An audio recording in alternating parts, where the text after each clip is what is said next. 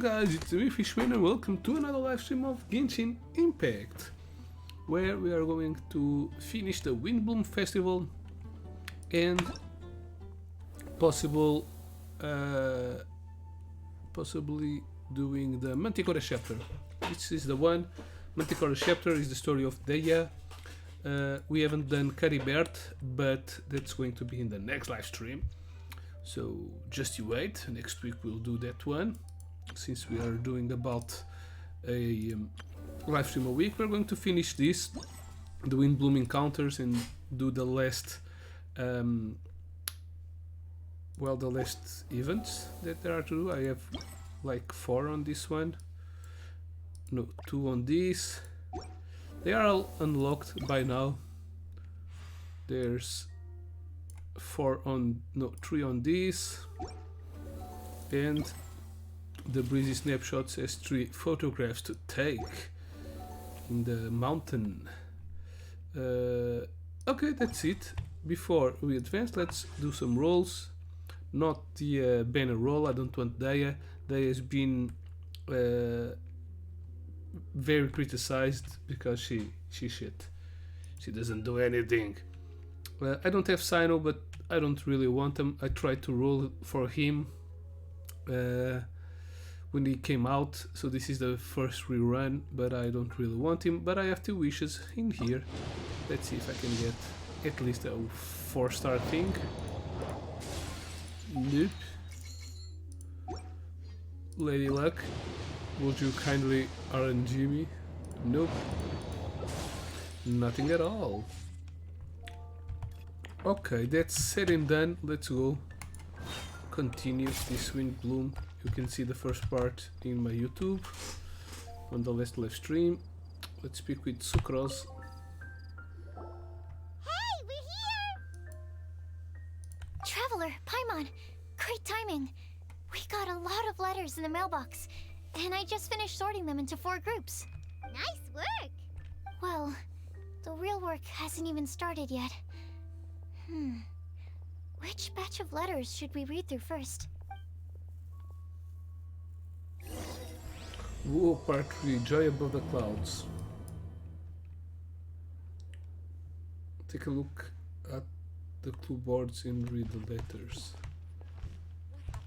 Where is the board?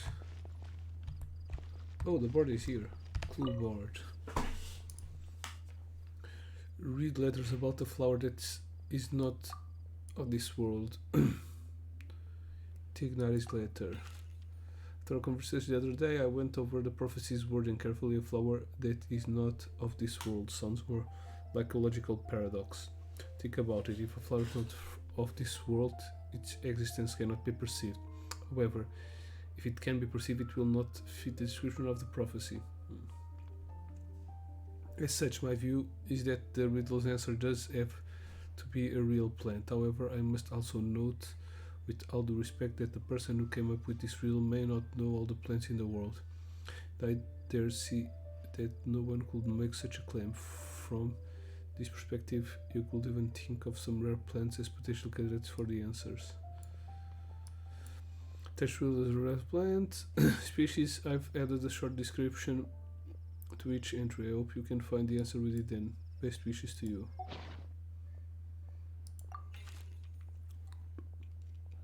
A flower that's not for this world doesn't sound like an existing species or something created through a specialized cultivation technique.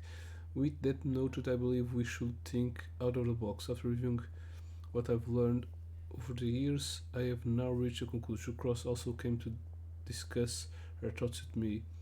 She hasn't yet decided on an answer, and at the moment of me writing this letter, so I won't be revealing my own conclusion right now.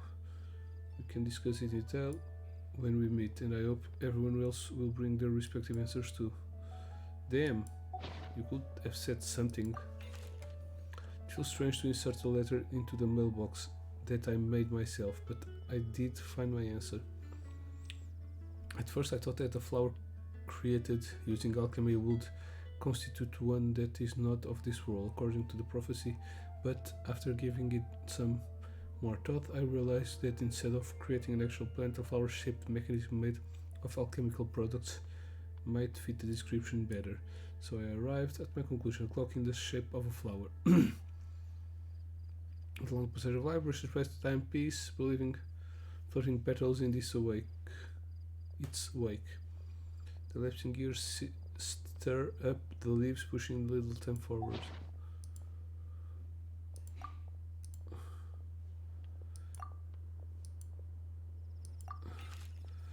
No one can comfortably say that we will never get lost, but as long as their wish to guide and help others does not waver, they will become a ship that can traverse the waves eternally. Didn't perform any divination before writing this letter, but I have a feeling that I will witness the truth behind the prophecy together with you all. So if you need me, just call me on my place. I'll be there. About the guides, we'll never get lost. I've been thinking about this for a long time before you came up to me with this prophecy. I've never crossed my mind that I could be a part of this. Well, as you all know, I'm probably the last person you'd think of when it comes to guiding others. Still have a long way to go, and I'm still trying to figure out how to peacefully coexist with everything in this world. But if you're asking me about who can be of help, my friend Fischl and her friend Mona, the astrologists, are both very knowledgeable and brave. Say they're probably the ones you're looking for. That's my answer. Okay, so they are. It's not Fischl or Mona. Just need to be. So it's Mika's, probably, or Amber. Guide is too grand a little for me, but I'd love to be everyone's friend. It's something I think I'm good at, and I'm a attentive listener, so do let me know when you feel lost. To use an analogy, I'm like a torch out in the wild that helps illuminate everyone's path so long continues to burn bright. For written below, it's not meant to Collet, dear Collet. If you're reading this, please turn away. I've been worried about Colette lately. She's recovered from the illness, but she still doesn't look all that cheerful. It feels like she still has things she can let go of. Allow me to write down my wish here. I hope that Colette can uncover the secret behind the prophecy and find her happiness. Wherever she is and wherever she becomes, always be her friend no matter what. We're not the savior and saved, but the simply good friends. Okay. Mikas. I hope this letter finds you all well. I didn't expect to be asked such a question, which caused quite headache. At first I only know how to guide people in the geological sense, but on the journey of life I'm still the lost kid who needs the guidance of others. But upon seeing your question, I immediately knew what I can help with. I tried drawing a map showing vegetation distribution from Mr. Tignari and Miss Collet, as well as dragon spotting calendar for Mr. Sino. Both are attached below. In the next few days I will need to patrol with the captain and draw maps for Miss Lisa, so I can only support with my well-wished. My apologies for forgiving me, I hope well.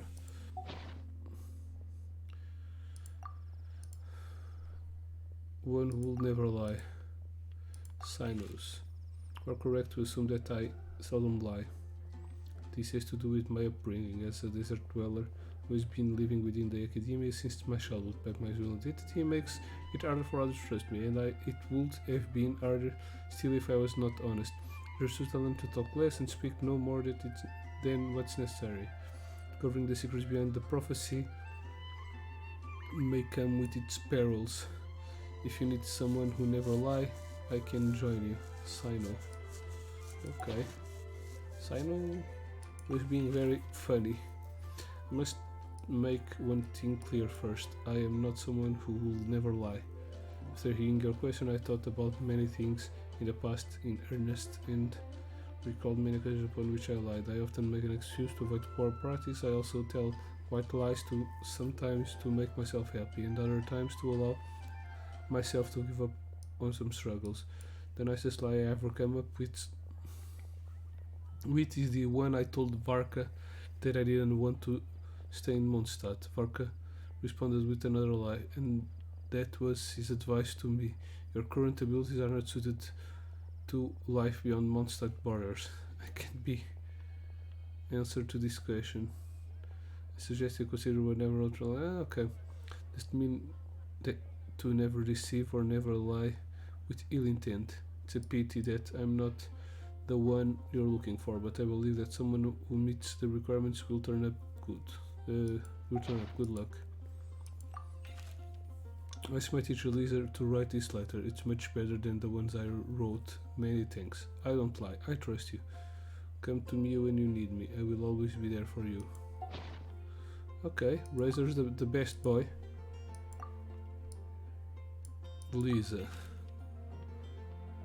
Legends were created by humans. In that sense, no legend endure forever, and all stories must end in regard someday. But as long as a good story lives in people's hearts, the symbol of forever. The conclusion I've come after years of reading. Anyway, best luck, little cuties. Clee. Mom writes travel guides, but she didn't have friends who wrote fairy tales, so Clee heard that the story's authors spend their whole life writing will always be a good one. Think a legend that never ends should be a story filled with hopes and dreams. Works like a baton that's passed on from person to the next, offering something meaningful to everyone it touches.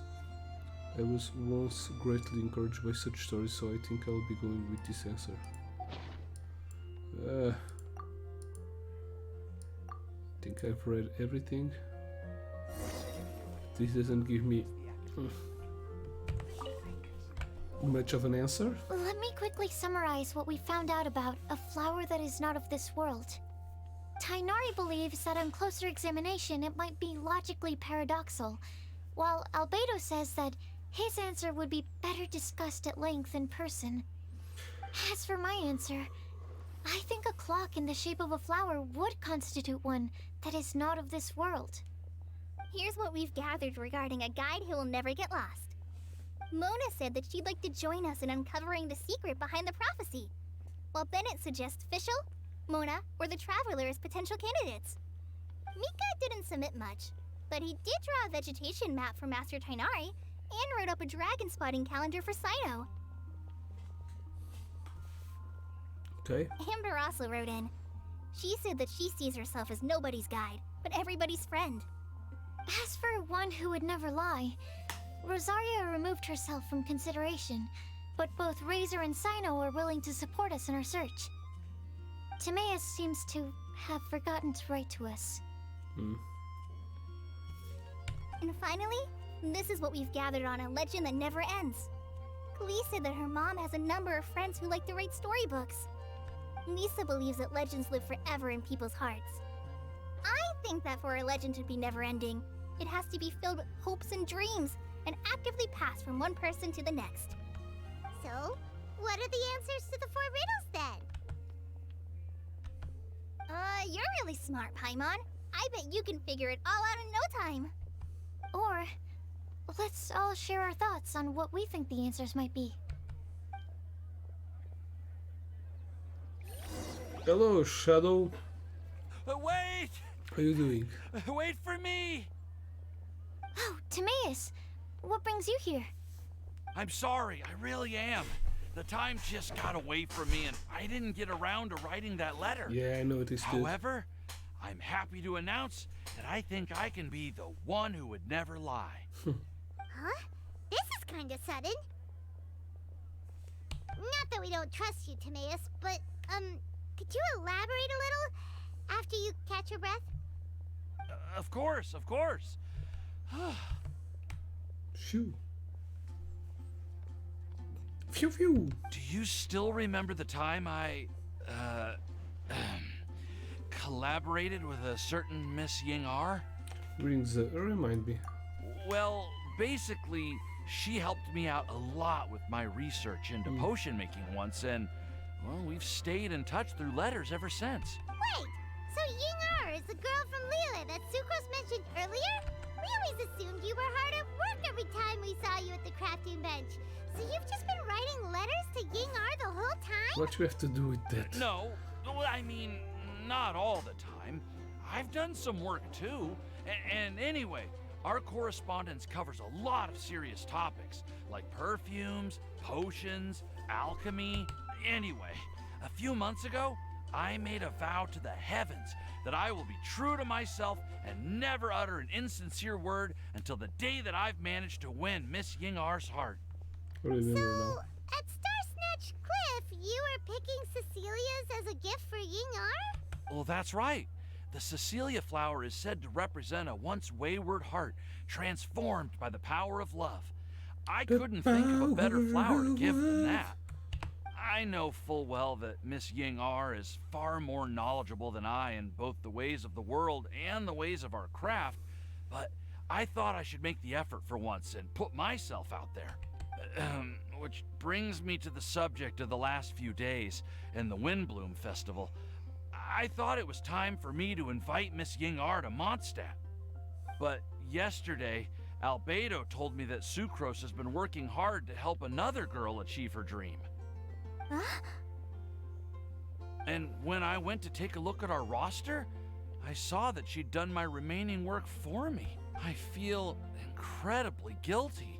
I've been spending all of my time in my own fantasy world while everyone else has been bending over backwards to help other people. How could I ever hope to be worthy of Miss Yingar's love? Oh, Timaeus. And that's why I've decided to join you. But then what about Yingar? Yeah. Haven't you been planning this for over a month now? You said you were gonna invite her to Mondstadt. Yeah, it changed my Well, mind. yes, I did mention in my letters that I'd like her to visit, which is why I just sent her another gift with my hand-picked Windblooms, along with a handwritten letter. I explained that a matter of great importance has presented itself to which I must devote my full attention for the time being. As soon as it's resolved, I'll make haste to Liyue to pick her up in person. I made sure to package the gift and letter with the greatest care. All I can do now is hope that she'll understand. Point being, please know that I sincerely want to support you in this endeavor. Plus, I think I'm an honest person. As far as I recall, I don't think I've told a single lie in my life. Well, you certainly convinced Paimon with that speech. Don't worry, Timaeus. We won't let your determination go to waste. Thank you, Timaeus. Ah, thank you, everyone. I promise to do everything I can to help. Okay, so it looks like we found our one who would never lie. Great! Let's keep it up. On to the other three. Well, why don't we just put Sucrose Paimon and... will do the Okay, honors. they are all here. We have with us here the flower, the guide, the legend, and Timaeus. Huh? Why did you only say Timaeus' name? You should say my name too. All right. We also have Klee. That's me! With Klee here, this all somehow feels like we're getting ready for a field trip. There's nothing wrong with a more relaxed atmosphere, is there? Albedo, have you figured out your answer? Of course. We will soon see if my hypothesis has any merit. Actually, I'm still feeling a little nervous. Me too. But weren't you all fired up just a moment ago? Yeah, you're right. Okay, let's do this. Actually, I'm a little worried too. Deep breaths. Deep breaths. I know what you're feeling. Saying anything becomes so much harder when there are so many people watching. Well, does anyone know the exact location of where we're headed, or should I do a reading on my scryglass? According to the prophecy, once we've figured out the answer, we should test it at the Lantern of Utmost Joy. Wait, but where is this lantern? Oh, we know something about that. Already found out where it is. What? Did I? You make up a story about how you discovered the location. That's Oh, amazing. okay. You really know how to do everything under the sun. Then we'll let you lead the way. Follow me. This is it. We're off to find the sacred Follow the location of the leader, Lantern leader. of Utmost Joy. Yeah, I got a map with the location.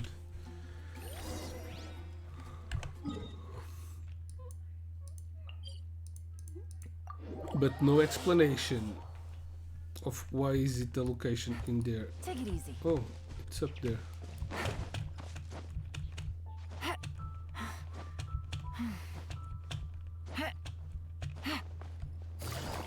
Whee!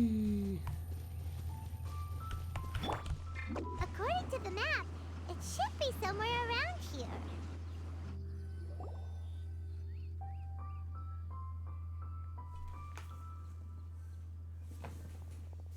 Aww. I don't see any Look lanterns to the here. sky. There's the biggest one in the world. Now that I think about it, the prophecy didn't say anything about what the lantern utmost joy actually looks like, right? Maybe we've overlooked something? Traveler, are you trying to figure out something else from the paper? Exactly. Finty's nose here says we should look up and seek the answer from the sky. Paimon's reading too. Huh? It says to look up. But To the sun. but there's nothing above us. The wind didn't trick us, did it? The stipal says now you should recite the incantation. Paimon, take a look at this. Place the squirrel on the back of the pointy-eared cat, and a pious puppy will open the doors to show you the Where's the way. squirrel? Huh. Paimon read the whole thing out loud, but nothing's happening. Look! Look! The wind is blowing! What a strong wind current. Let's ride it up and see where it leads us. Yeah. Huh? We'll have to fly up there? Can someone carry me with them? Here. Albedo is a very nice guy. Ah! This is the first time I've ever flown like this!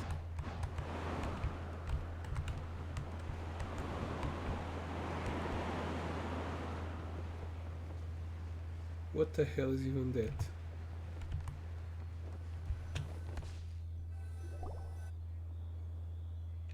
This looks like that part on the anime. How did this little island get up The here in name, the one sky? that is always Did somebody make resurrecting. it? Just to be safe, Some time I've been behind, jotting down our entire the route groundhog- here. This the way, groundhog day. no one will get lost. Oh, good thinking, Kale. Who would have thought we'd find this kind of table here? Weird. It's almost as if someone was holding a tea party. I never would have guessed that such a place could exist. Right above Mondstadt, too. Wow, look at that pretty lantern on the table.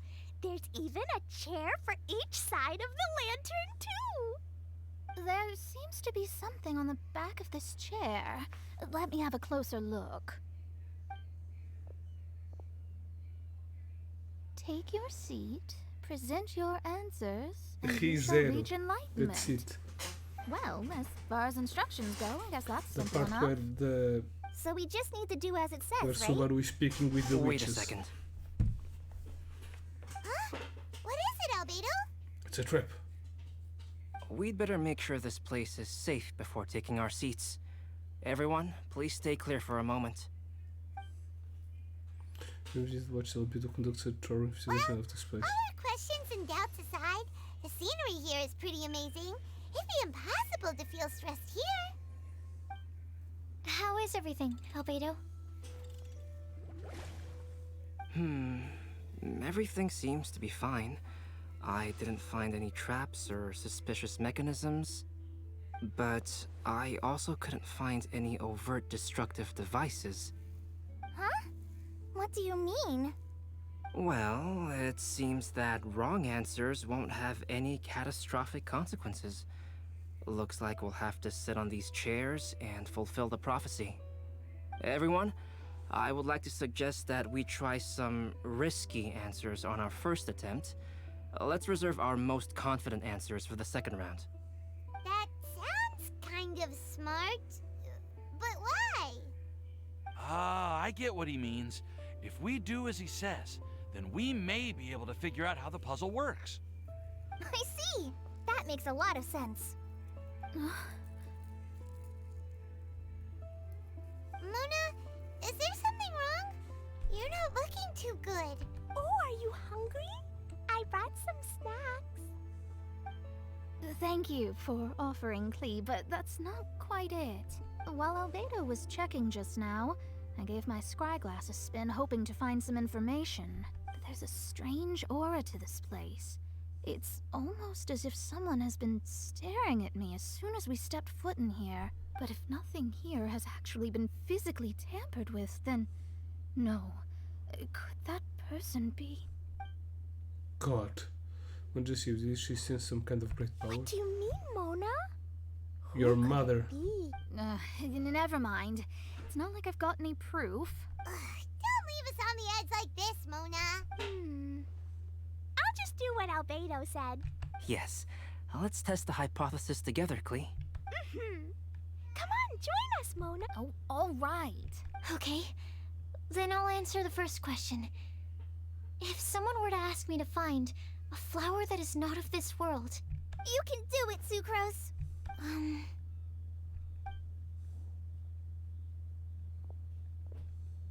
then I would fetch a tetragenic sweet flower. All right, I'm up next.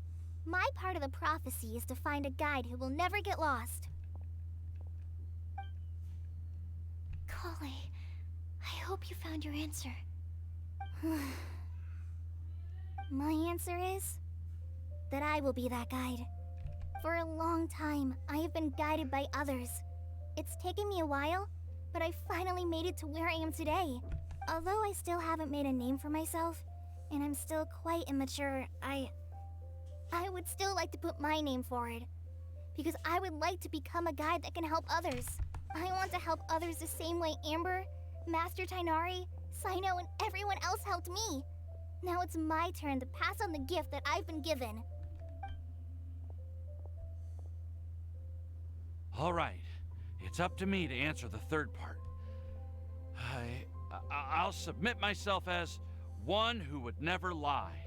Although I've never really had any other virtues or talents, I'm confident that I've always been an honest person. I'd like to thank everyone, too, for giving me this opportunity to validate myself.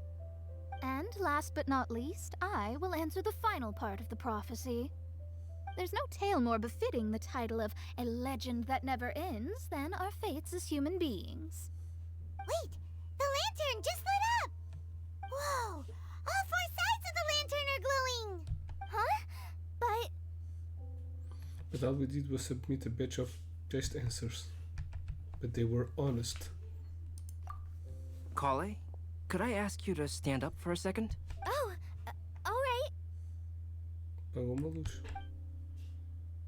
Oh, and the answer is good. Huh? What's going on? Why is it lighting up regardless of who's sitting in the chair? Didn't it say we have to answer all the questions correctly? It's pretty clear now, isn't it? There is more than We've one just correct proven answer. that there is no right answer for this prophecy. No right answer? But how could that be? Although the instructions had come from an old and enigmatic prophecy, it is in fact nothing like the ancient mechanism that we had all imagined it to be. I believe the lantern only serves as a simple signal. And to think, I never expected you to actually find this place. What? There's someone else here? It's We your meet again, girlfriend. traveler. No, Scarlet. Hey, you're that Outlander we met the other day at Good Hunter! It's all thanks to you that I was able to find this place. Good thing that you were too preoccupied with the prophecy to notice someone tailing you from the shadows. Oh, is that so? Then, why do I spy yet another person following in your shadow? Wait, really? There's no need for pleasantries. You should know I'm here for you. Is it just because I'm a visitor from abroad? I was there when you snuck your way into Marjorie's place. So you had your eyes on me even then, huh? That was 2 whole weeks ago, you know. It's hard not to notice you when I'm on duty every day. All right. In that case, I'll admit it. I was the person who slipped this prophecy into the storybook. Huh? But why? Then, does that mean this wasn't a real prophecy after all? Don't worry. Even though you probably have plenty of reservations about me, you can be sure that the prophecy is genuine. In fact, many of you here today may have heard the code name of the one who left the prophecy to me. She hailed from an ancient assembly of powerful women, each of whom used a single letter to signify themselves. Who would have guessed? It seems that power was indeed left behind by the old hag after all. Ah, so you're B's student. It's an honor to meet you. I am Scarlet, the successor of Jay. Well, what are you talking about? It's a long story, but I'm not quite sure that I'm the best person to tell it. Since you've all spent so much time and energy trying to decipher this prophecy, you must also be very interested in the secret behind this lantern, no? The lantern has already been lit. Now then, please allow me to disturb your happy peace. Happy peace. Happy penis. Huh. Why did this little thing just light up? How strange. Sensing the villain. Hello? On the other side of the lantern. Can you hear me over there? Mom? Oh, I hear many youthful voices. Madam, I am Scarlet, the successor of Jay. Oh, since we've last gathered, Jay's successor has already become so reckless and bold. Unbelievable. Wait. Why are you talking just like the old hag? Old hag? Who would dare say that? Is that Mona? Who are you? Who dares imitate my master? And what of imitation and mimicry? It has always been a fool's errand to mimic and learn from humanity. Oh, Dallas. I'm here too. Mom, why are you trying to talk like other people? So I see everyone's here. Well then, my warmest greetings, everyone. Miss Alice, why would you... Well, it's been many years since this lantern last lit up.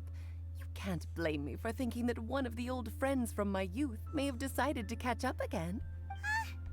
Why she sounds so coy all of a sudden? And if I recall correctly, we left this lantern in the care of the Animo Archon Barbados. You must be commended for uncovering an artifact entrusted to the god of wind himself. Tell me, are you sitting around my beloved tea party table? It's a really long table. Oh, so you are. I suppose this means even the Animo Archon has granted you entry to this place. Was all of this Scarlet's doing? Wait. Paimon's completely lost now. So what was this assembly you were talking about earlier? Oh, Miss Alice, would it be all right to leave the explanation of that to you? Well, you should be rewarded for making it all the way up here and activating the lantern. Now then, let me tell you a long and ancient story. The story that they put on YouTube now. Ever heard of the Hexenzirkel? As the spooky name suggests, it's a secret society. Once upon a time, it even challenged the Animo Archon himself. But he replied, "Let us make music, not war, and resolve our conflicts through song." From then on, the mages would only ever convene in the woods, in the skies, or on the edges of cliffs. At these tea parties, they discussed their stories and secrets and resolved their differences, as the tea and cakes bore witness to their pledge never to fight amongst themselves. Yesterday, I snuffed out the life of my beloved. He had grown old and was extremely sick. He loved me dearly, so I took his fate in my hands and ended his pain. I'm raising a son. Of all the children I had, he's the only one left. But I suppose that still makes me a mother. My lifespan is nothing compared to yours, so I wish to leave you with my storybook. Actually, maybe you can pass it on to your children one day. Oh, this looks interesting. Let me scry. My dear sisters, we mustn't let prophecies threaten our bonds of friendship. Even the most frightening witch was once a little girl, and growing up can be so tough. Sometimes we all need to vent our troubles to the wind. Even if the nations go to war, or the sky falls down, the mages' tea parties shall forever be held around this table.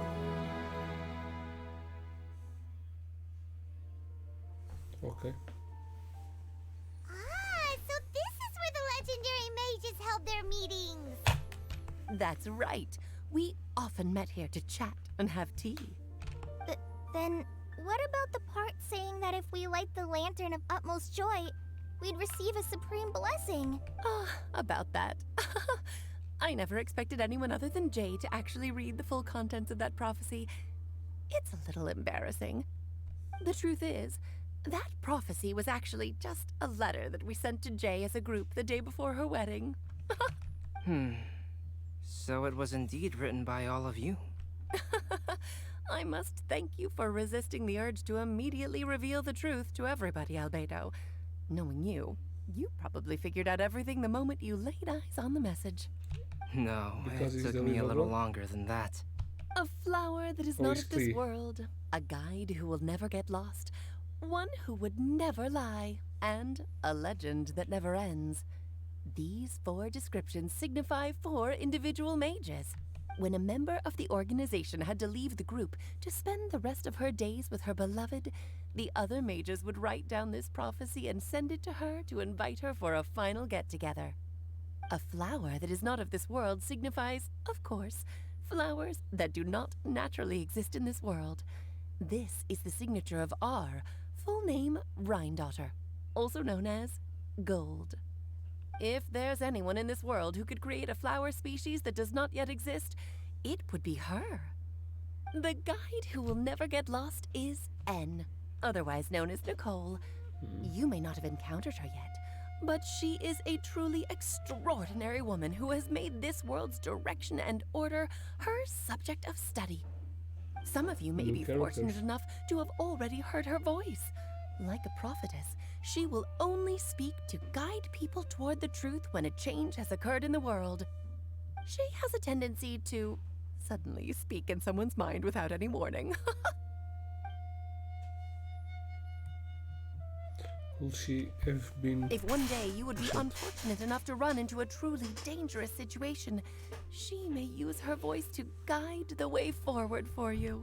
Who would have guessed that there are so many mysterious women in this world and that they would all know each other? The one who would never lie is me. I hope no one would take offense. It's just that I, Alice, or A for short, have always had a soft spot for those with sincerity and candor. As for a legend that never ends, you may not know M in person, but you've likely encountered one of her works. Have any of you ever read The Boar Princess? Huh? I'm pretty sure every child in Mondstadt has read that book. It's also one of my favorite stories. M was an exceptional human writer who used her prose to teach me the meaning of grief. Don't you think such a person would deserve a seat at the mage's table? Paimon's getting more and more lost. It may sound hard to believe, but I can attest to everything that Alice has said. Jay was also a mortal who aged and passed on, leaving her title to her students and followers. Alice, you've never acknowledged any of Jay's successors. It's now been centuries since the first of us took on her mantle. I've always wanted to meet you. Do you also want to become a mage? Title aside, I think I'm more interested in the meaning and purpose of the Hexen Circle. I used to think that the Hexen Circle was a group of women who could control the very fate of this world. But now, I've seen for myself that besides Jay, many other ordinary people were also among you. Do you think less of us now? No, not at all. My interest has been piqued, and I'm now even more drawn towards the idea of becoming a mage. You're right. I've never acknowledged any of Jay's successors. But you are different. You are much more fascinating than any of your predecessors. Oh, has someone finally piqued Aunt Alice's interest? Now is not a good time, Scarlet, but as soon as I am able, I will seek you out for a meeting. I want you to tell me all about Jay's married life back in her hometown. So the mage who received the prophecy letter from all of you was Jay? She left the Hexen Circle after getting married? Precisely. There was only one way the letter could have been interpreted. She would have known what we meant as soon as she saw the message. We were just asking one thing of her. Please come to see us again. Before you go and settle forever with your happiness, please come share some of it with your best friends and sisters. So, the Supreme Blessing actually meant... All journeys are fleeting and will eventually come to an end. What will give us the most fulfillment and happiness in the end are those who will greet us at our journey's destination. Dear child, I believe you can also understand what I am talking about. We women will always have many troubles and encounter pains and frustrations that will keep us up at night. But no matter how hard things may become, we will cross mountains and oceans. As long as we can be with our beloved friends, our hearts will be filled with joy. To us mages, that's what being supremely blessed is all about. Oh. I still don't get it, but I do know that all the mages are Mom's best friends. But is she really your mom? If you ask how I see it, the Hexen Circle is just a group of ladies that I spent my youth with. Anyway, I'll introduce some of the other members to you all later. I still have a few things to attend to, so this will have to do for today. Bye, Mom. Todoko says bye, too. Goodbye, darling, and farewell to all of our other friends as well. I'm sure we'll see each other again. Oh, now that I think of it, isn't it getting close to that time of year? Yes, it's wind bloom again, Alice. It's also a special anniversary date. I'm sure you still remember. Yes, I do remember now. It was on this day, many, many years ago, that Jay tied the knot. Ah, just in time for the Festival of Love and Freedom. Everyone, please enjoy this year's Windbloom Festival to the fullest. As voice fades and the dino grows in, it once a regular piece of decor. From a moment, everyone looks lost in thought, but soon characters begin to fill the space again. Before long, everyone spreads their gliders to return to Mondstadt. Whoa! Ah, Albedo! Why didn't you tell me we'd have to glide all the way back down? Oh, I can't see it.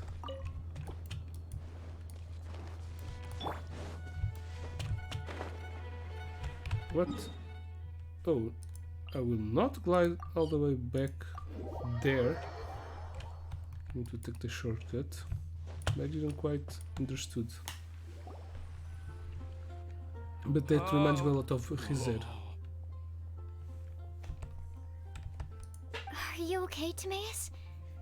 Maybe you'd feel better if you just, let it out. I'm fine. I'm just a little glider sick, that's all. You may want to look into getting your own gliding license when you have the time. It might prove helpful to you. Okay.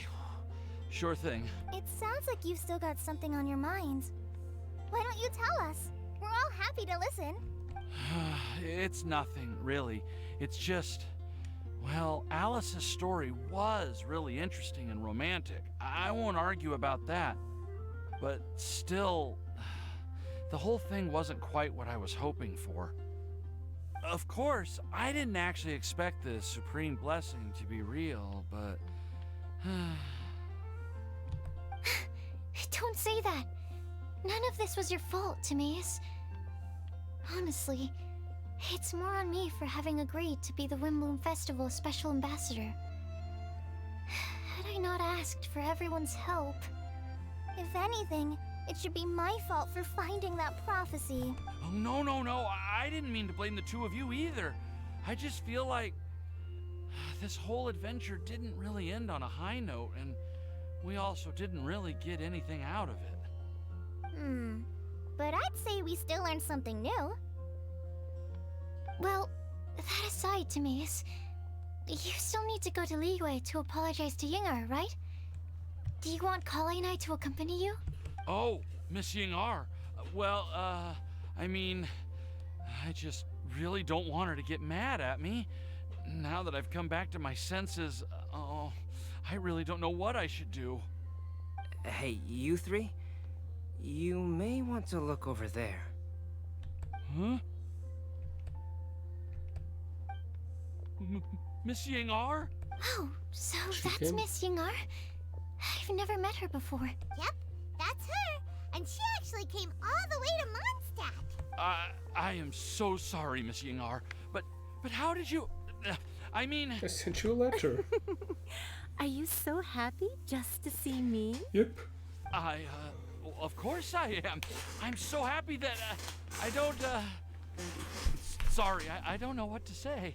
I was ready to give you a harsh scolding, but now that I've seen you like this, I suppose I could let you off the hook this time. She's playing you, You Timios. said you couldn't come to pick me up because of a very important matter, right? Well then, of course I had to come and find you instead. Should we go see how they're doing? I wouldn't. You'll get hit by a forest boar if you interrupt a couple's romantic conversation. Oh, really? We'll just leave them alone then.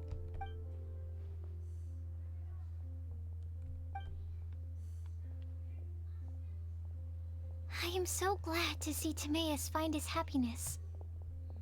I have to Happy say, penis. I'm even more envious of you, Sucrose. You can be happy just to see others happy.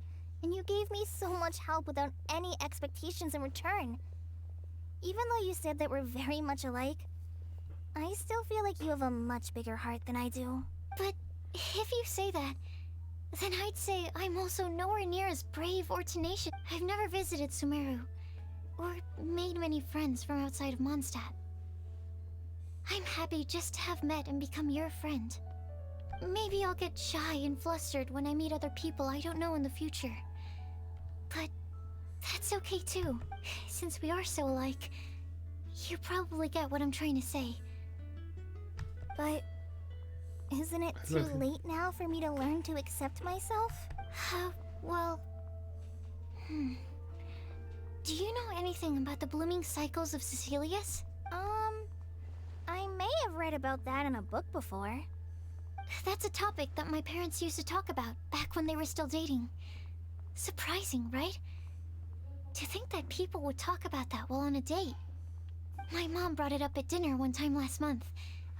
She called my dad the most boring man she knew, and said that he even turned up late to a date once, all with a smile on her face. But she also said that learning is just another part of life. It's never too late to start something, as long as you recognize that it's something good for you to do. Why don't you give it a try, Kale? Okay, I'll try my best. They are really having a great conversation. Paimon can't even find a moment to join in. Well, isn't it great that they're getting along so well? I One nearly more forgot. friend. This is for you. This texture. Are these seeds? Yep. Yep. I believe I mentioned my sweet flower research to you before. These are the seeds of the sweet flower cultivars that I've worked on. It's nothing too special, but they're the best cultivars that I've made. So, I really hope that you'll like them. They're super sweet, and I'm also submitting them as my wind blooms for this year. I wish that the Animo Archon could also see how lovely they are. Thank you. I'll plant them in the Avidia forest and take good care of them. Kale, please take Cannot these notes with you. introduce potential I've heard that you've been working hard on your studies. breaking So I've plants prepared some study on the materials for you different at Sucrose's ecosystem. request. Okay. Feel free to look through them whenever you can find the time. Mondstadt's doors will always remain open to you. Thank you so much. Really, Gonna cry? I don't know what to say. I'm just really happy.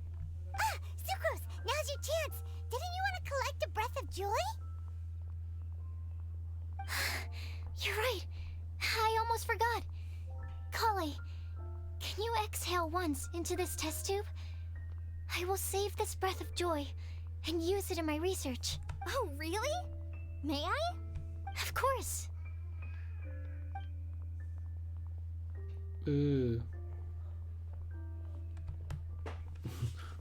That blue turns a deep violet. She's sick.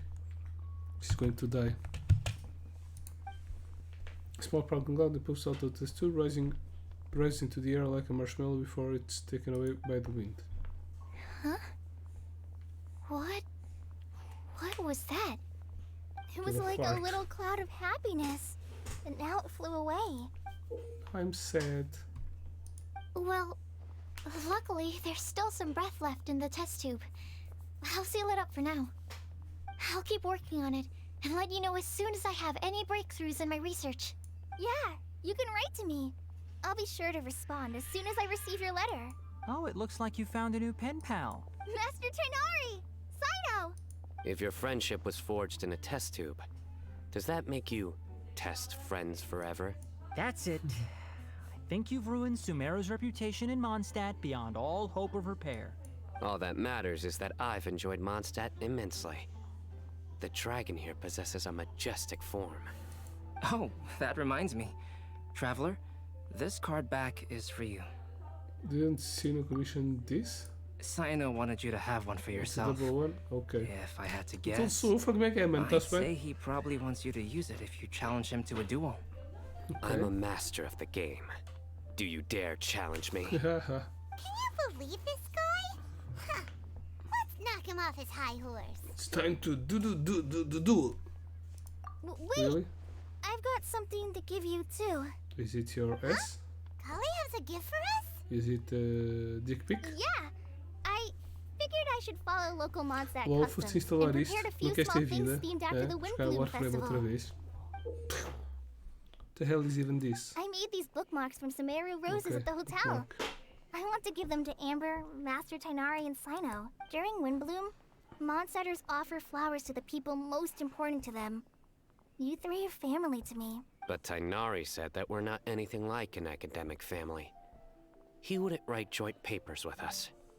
Well, in this case, we can consider ourselves as Eu regular tenho feito siblings. redeem das cenas do And that should Prime. be just fine. So, mas eu acho que já desinstalei o jogo. Oh, and here's por some acaso potty acho que sour não. seeds as well. Não acho que These desinstalei. are for the Se eu entrar lá traveler, vou ter boas Paimon, recompensas. and everyone else from Mondstadt. Whoa, are these really for us? Thank you, really appreciate it, Scar. So, are these your chosen Windblooms? Mm-hmm, one of them. Both potty sours and Sumeru roses are my Windblooms. Although they're not native to Mondstadt, they are the flowers that can best express my feelings. I want to give them to the people I feel thankful for. To those who I wish to accompany as we greet more seasons and future Eu acho Windblooms que o together. Gara tinha o Gara The Prime, real blessing in life is when you are surrounded by também tinha o people Gara who you'd Prime. miss day and mas night, o Gara eu tinha. and who you'd want to see even if Não, that o meant Gara não crossing tinha o Gara mountains and das oceans to garras, do né? so. Não sei se tinha o Prime. I'm so happy to hear you say that. Sucrose, do you see that cloud over there? Huh? Doesn't it look just like your test tube? The fart is up in the air. To be continued. What? Really? College Windbloom. TCG card back. Yeah, I'm not going to see that. Isn't it over?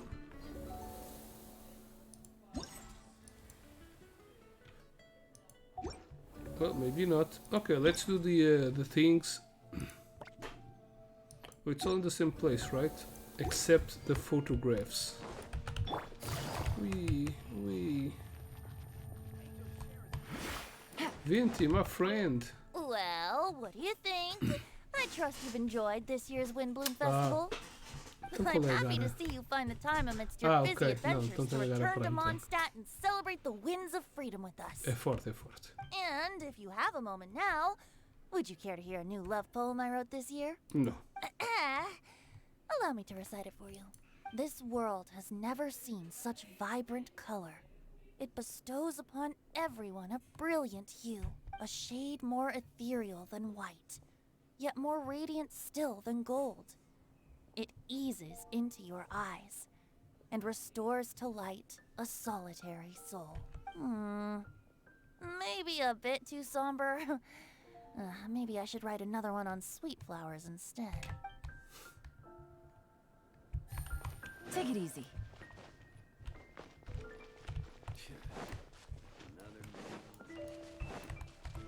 Okay, so let's do all of these events, then let's go to the photograph. This is the only one we need to do here, right?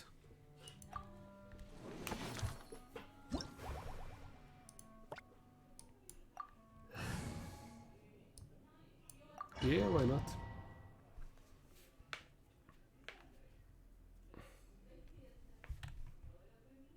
Some areas of the challenge will be in a dark state.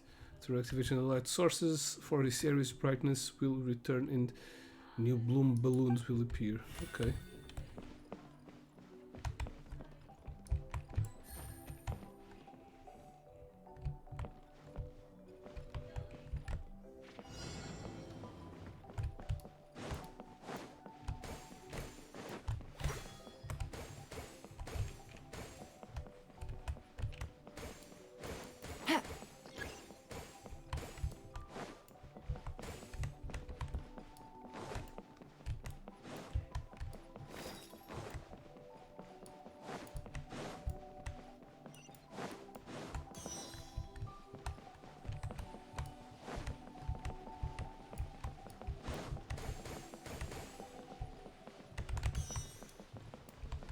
Oh shit, I thought that was a bonus.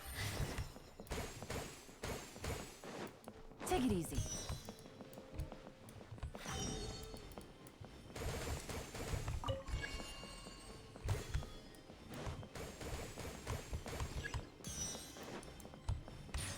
I used... God damn it.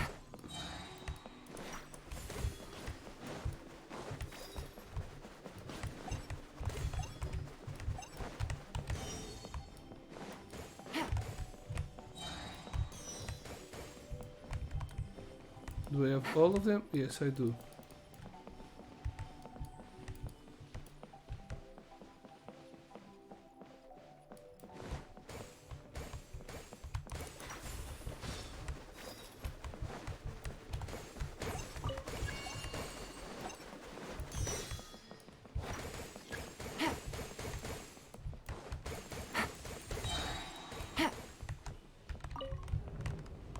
Take it easy.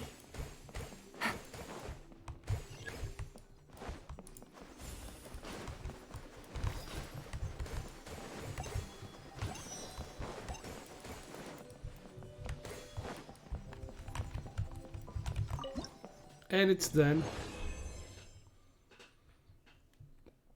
Aqui já estou no 60, bué. Exit. Já estou no rank 60, tipo há um ano para aí. Não me lembro quando é que fiquei, mas já estou, bué. Give it a go. One more level.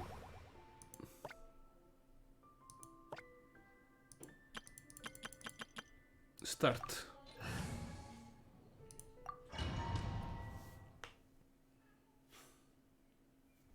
Mas o Warframe vai ter... 60 é o máximo, já. Mas o Warframe também não vai ter agora uma cena nova qualquer? Tipo níveis random, ok? Não tenho acompanhado muito sobre o Warframe.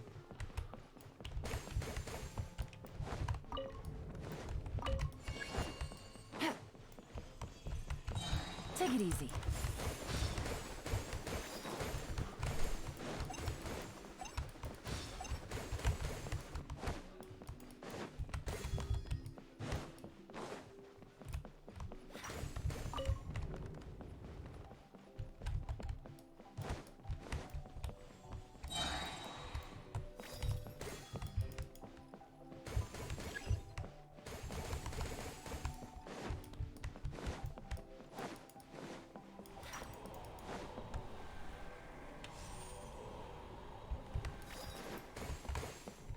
Tem cenas lá em cima? Ah, não. Ah! Motherfucker.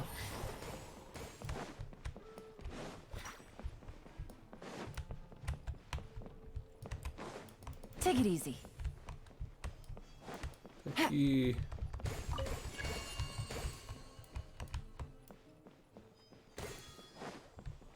Click.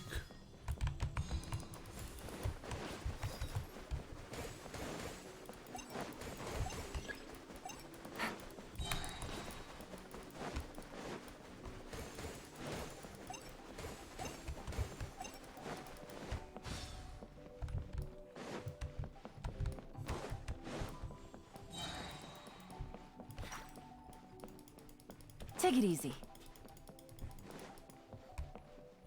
Quick, quick, quick, quick, quick, quick. This is a big level.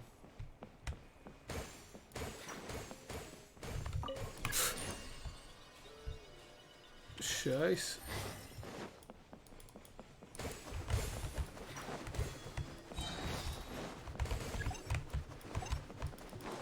Wait. Take it easy.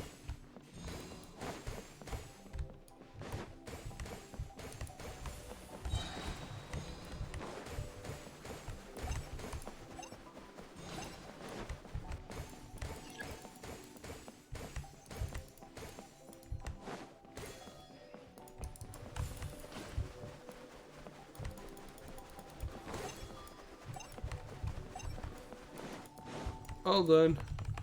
69,000. Nice. Okay. I did 69 in both levels, right?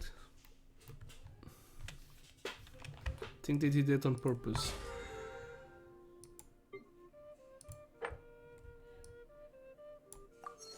Ooh. 2 levels. I'm still going to get a lot more of this. This wasn't where I wanted to go. I wanted to come here to collect the rewards. Now we still have the music.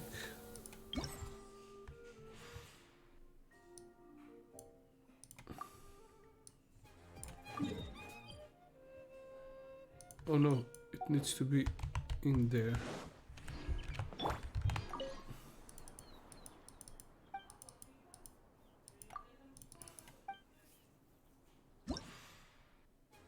Okay. Pro. I'm not hot right now. Let's see if I can do this at first.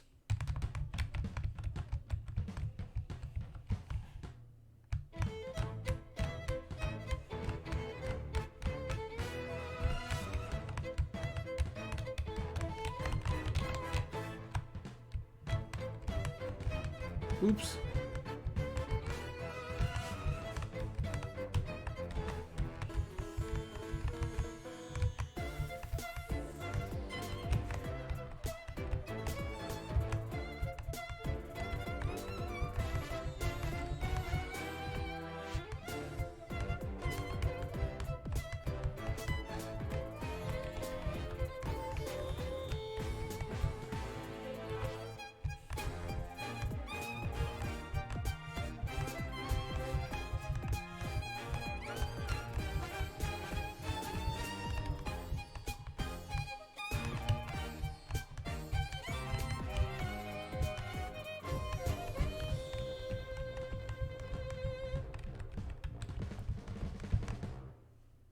Yeah, that was really bad.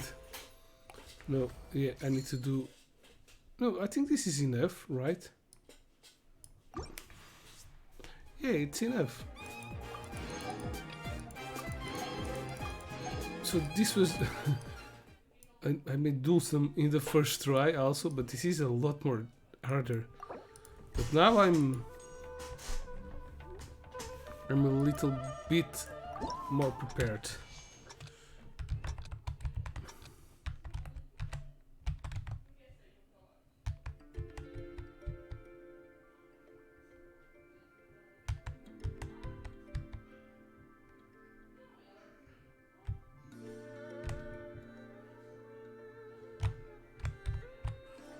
Oops.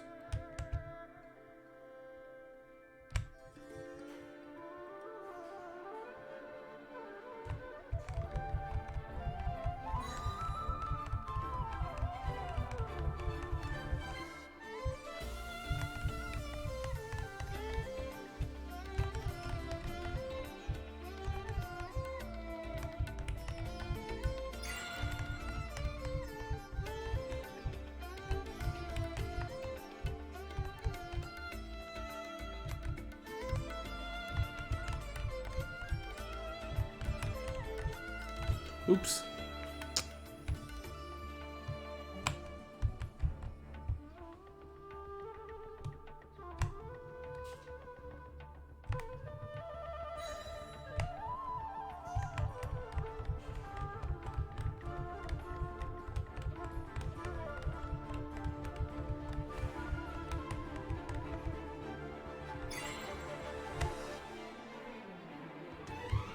Oops. Oops.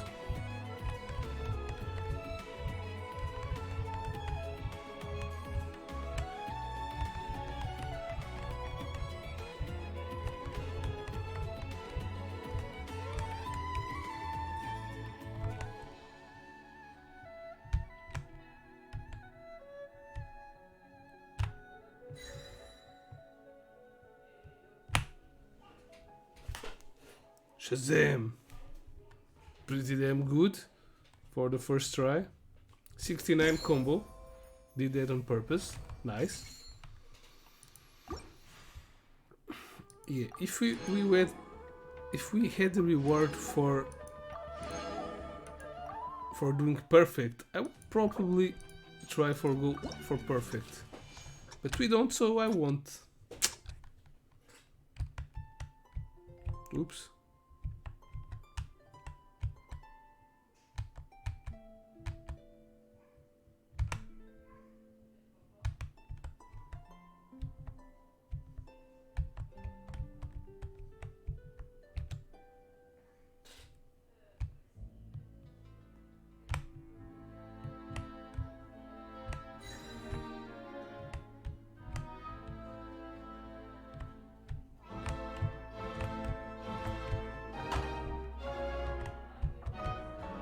Oops.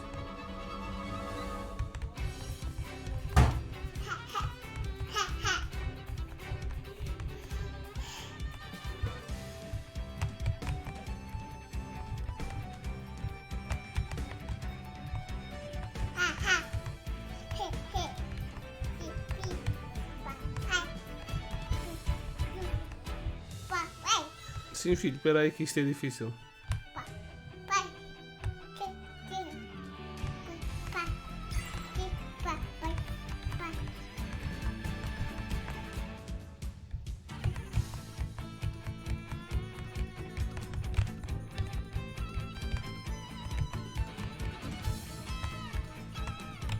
Não mexe aí.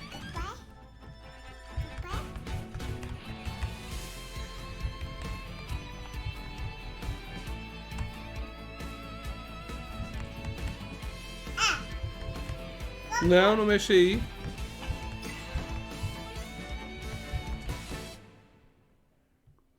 Já está.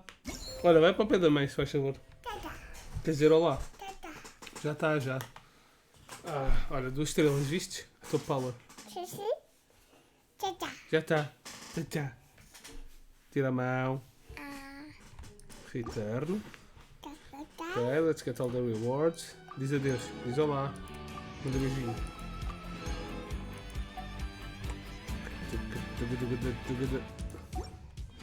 Now we just have the photographs.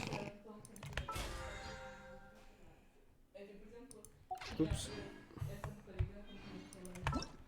Photograph, breezy, snapshot.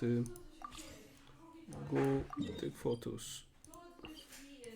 Cheio, pouco barulho. Pouco barulho. Pois eu é que falo alto, fogo.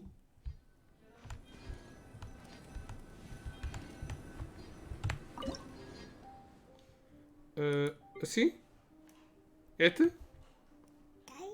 Et? Et. Eu nem vi o que era preciso para esta foto. There have been many poorly written We'll applications say lately. after. I guess I'll just have to reject them all.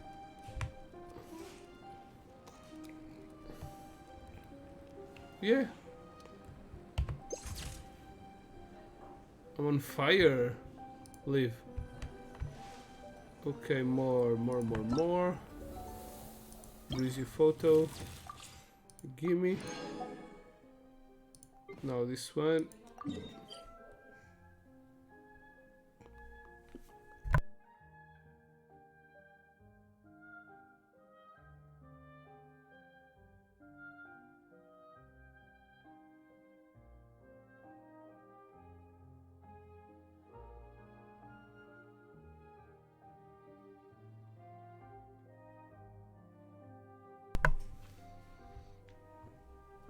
Now. Este aqui.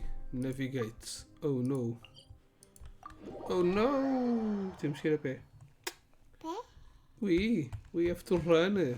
We. É o pé. Vamos nadar no gelo.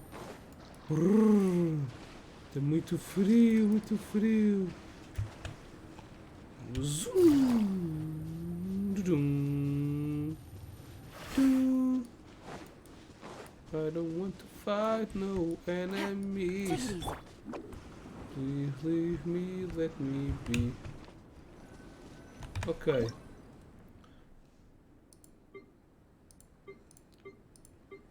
This one seems cool. Aha! That's good. No, that's not it. It's here. Okay, leave. Now we have one more in here. Is it this one? I don't know. I think so. Yeah, best to confirm. Best to confirm. No, it's that one. Let's go directly into there.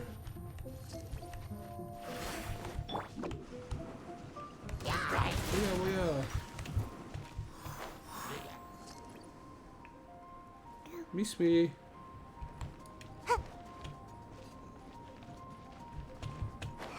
Oh damn, he's up there. Yes, it's up there. How the hell can I go up there? Do I have enough stamina to climb all of this?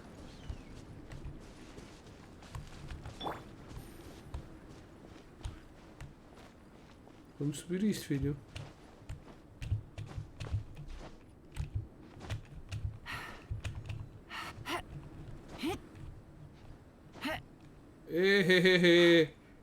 Vamos cair.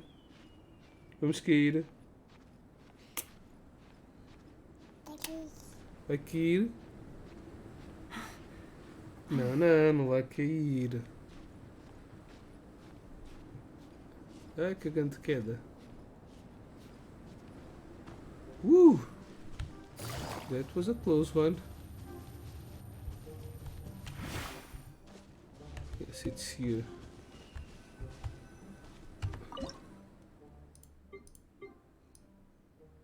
Wow. Character idle animation.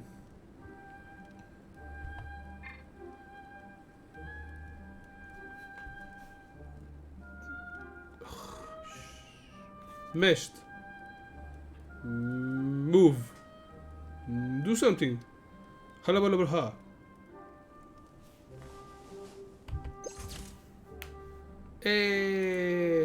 And it's done. Oops. It's not this. It's this. Easy breezy.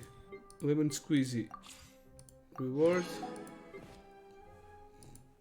And reward. Now we can exchange every tickets. No, not this one. Even chop. Exchange. Boop. Exchange. Boop. Exchange. Boop. And exchange. Boop. 12.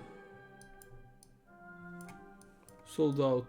All of them all sold out, yes. Exchange. Boop. Exchange. Boop. Exchange. Boop. Exchange. Boop. Exchange. Boop. Exchange. Boop. E já temos tudo. Já temos tudo. And I upgraded my weapon from the festival. Let's go get this. 26 probably is going to take us to 28. No, 27. This doesn't count for the weekly XP. Claim all. Alrighty. And I Navigating can the go world's a whole lot upgrade my weapon. This is the weapon they easier. give. Refine. It's at maximum.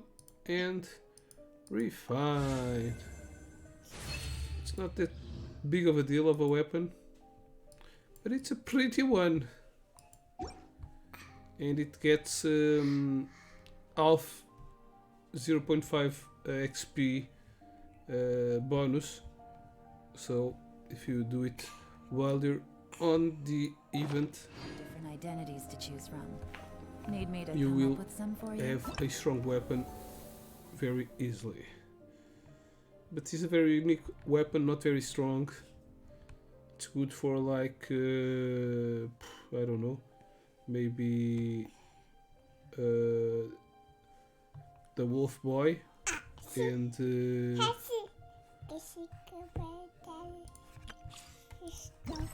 fire guy. Let's go to I here. got a new letter from an informant. What's their names? It's good for Diluc probably, and for wolf boy. Where are you? And for Geyser.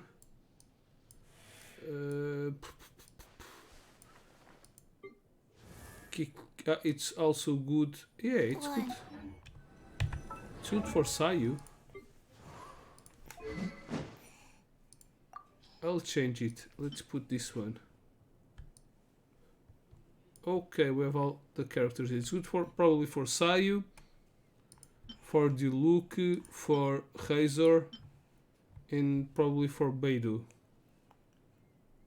I don't know if it's good for Beidou. In Chongyang, maybe.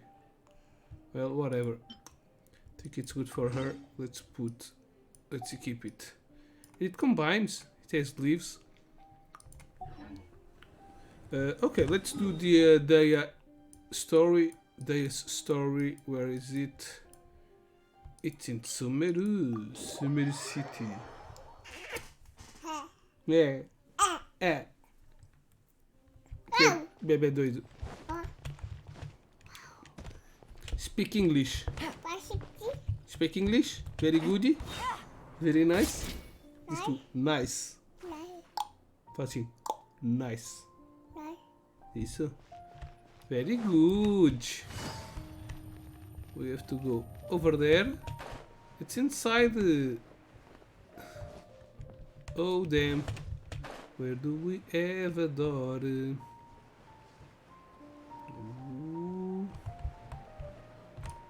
Uia! Pumbas.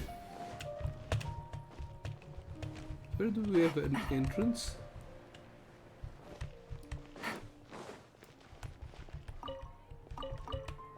Okay, there's one here. Truce. Hey, we arrived. Paimon's trying to remember. What else did we put on our shopping list? Oh, what a mouth-watering smell. Paimon would know the aroma of biryani anywhere. Let's go get some. That wasn't on our list, was it? We can still add it to the list. Well, if it isn't the Traveler and Paimon. Wasn't expecting to see you here. Hello there. Oh, it's been quite a while. Huh. So you two are still hanging out together. Dia, didn't you say last time that you were gonna head back to the desert? I said I was going to resign from being her bodyguard. Not that our friendship was over. We're still the best of friends. The Homayanis also still post jobs from time to time. Their pay is always generous, so me and the other mercs never pass them up. I told Dia to just stay at our place when she took one of those jobs a few days ago. My parents were delighted. They even said that it always felt like we were missing someone whenever Dia wasn't around. That sounds like something they would say, all right. They're always so welcoming.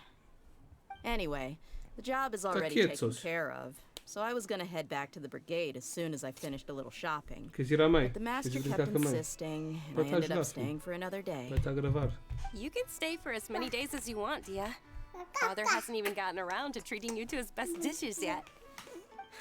You know I'm not the kind of person to stay put in one place like that, my lady. Don't worry, though. There'll always be next time. Vou comer o teu nariz. Treat you to the best Sim, dá com o teu nariz. dishes. I can't believe you can still refuse that. But wait. Didn't you say last time that you would take me on a trip to the desert? Why don't you just take me with you today when you leave? There are so many places I still haven't visited yet. Sorry, my lady, but no can do. There's still a few things I need to take care of back at the brigade. Besides, the desert hasn't exactly been the most peaceful place cheira lately. mal, cheira. Oh, That's come late. on. Not Isto não this é bem again. That's also what you said Isto não é last bem o que depois time do and the jantar? time before that. I know, I'm sorry. Just give me some more time, and I promise I'll estás a plan roubar the a meia best trip toda. ever for you. All right, fine.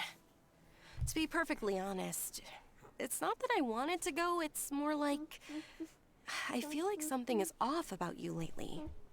Ever since you first set foot on the estate a few days ago, you've been acting anxious and even paranoid. Have you been delaying our trip because you've run into some kind of trouble? Olha, vamos ver se há alguém Nah, com are you tudo kidding? fétis no You're chat. worrying Mostra o too pé. much. Pé de Would you bebê. swear on that? Aham. Friends shouldn't lie to each other, you know. I Acá, wouldn't para pry comer o teu any pé. further if you're willing to swear Morde, on what morde you com just força, said. que é para aprender que morder If dói. something Está really sempre a is morder o pai e a bothering mãe. you, then just tell me. Não está nada. You know I'll help you however Só I não está. can. Olha, estás a babar o pé todo. Mete a meia, dá o pé. Oh, looks like Daniel's at... Oh cabrão, Too perceptive, saltaste my lady. a fala, assim não Seems I ouço. can't hide anything from you. I just thought Fizeste that cocô. nothing good could come out of telling you about the messy happenings of mercenaries. Fizeste cocô. Knowing too much Sim, only sim. leads to more trouble. Fizeste cocô, foi a mãe. Mercenary life is a dog-eat-dog Vai, mãe, tirar o world where cocô. Mora reigns supreme. Vai lá. Everything Sim, operates mãe, on a fiz cocô. completely Diz à mãe, different set cocô. of rules. Vai lá. That doesn't change anything about what I just said, though. We're still friends, and I can only support you if I understand what's bothering you. My lady, you're not gonna stop until you drag it out of me, are ya? All right, I'll share what I know. Let's go somewhere else first. This isn't exactly the best place for a discussion. Alright, Okay, didn't get let's talk anything here. from the story. Just try not to draw any extra attention. As you may already know, the Eremites have both a lot of mercenaries and a complex organizational structure. Many mercs are no different than me, just going around looking for jobs to earn some mora. My brigade is called the Blazing Beasts. We're not a large group, but every member is Vai loyal dizer à and mãe que brave. fizeste cocô. However, not all Eremite Deixa a brigades porta are like assim. mine. Não fez. Some are willing to cross all Vai assim, kinds of mãe, lines for cocô. the sake of Vai lá. Mora. The most notorious is a faction known as Vai lá, mãe, Deshret's dizer. Relics. Deshret's relics? Estou-te a ver. Judging from the Vai dizer à name, mãe que fizeste we cocô. must really look up to... Vai dizer à mãe que fizeste cocô.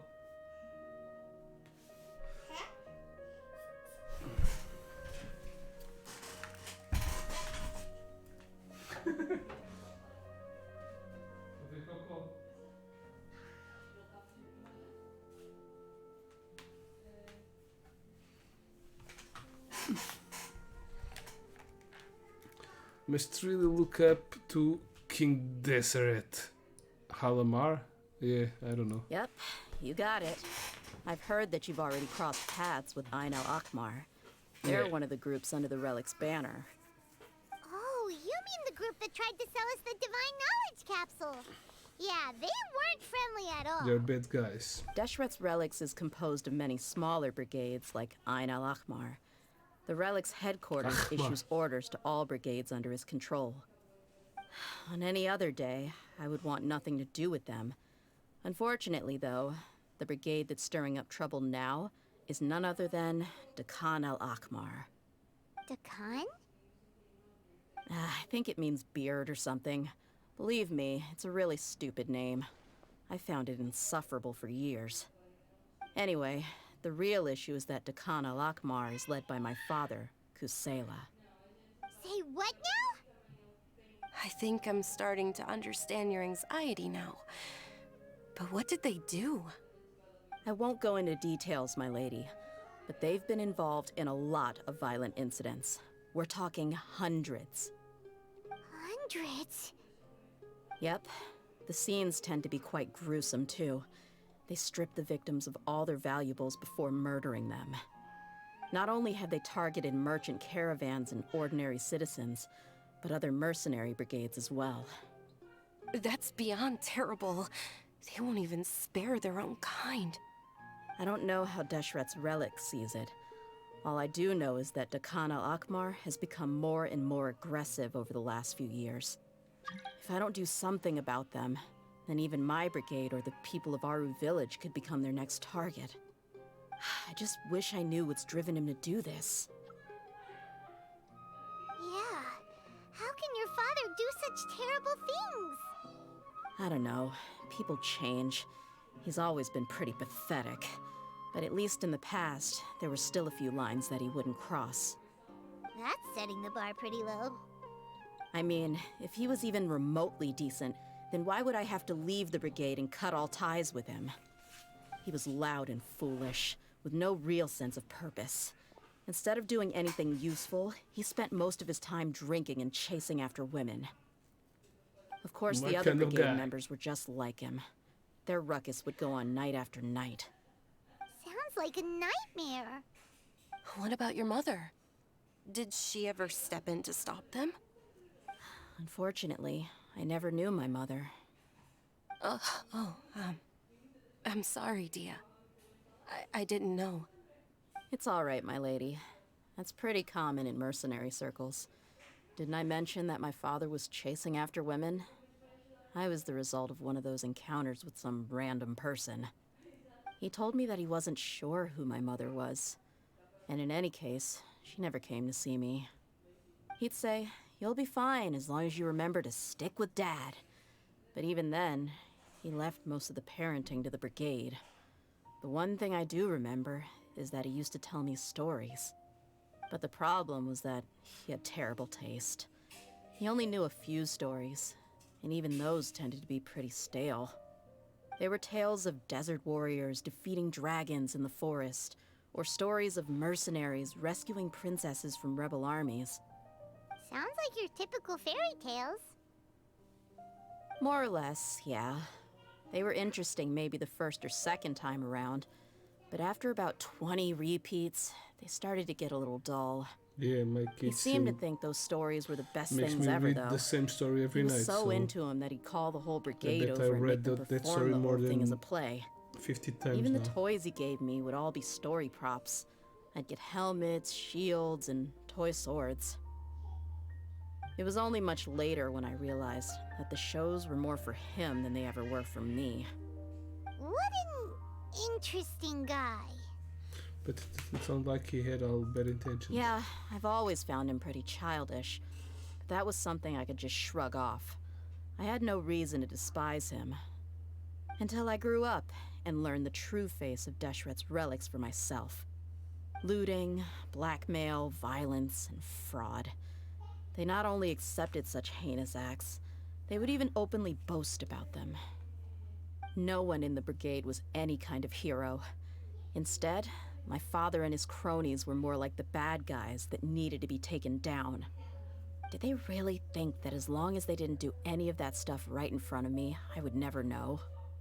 I think I can understand your feelings. The difference between perception and reality must have hit hard. Yeah, but don't worry, my lady. It's all water under the bridge to me now. I had a huge argument with my father and left that place behind for good. I'm not investigating them due to any bitter feelings I still have towards my father. I just want to protect those that are close to me.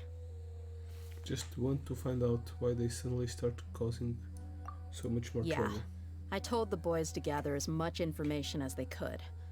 Most of the reports concern violent incidents, but there's also some talk of smuggling. I see. But isn't this investigation incredibly dangerous?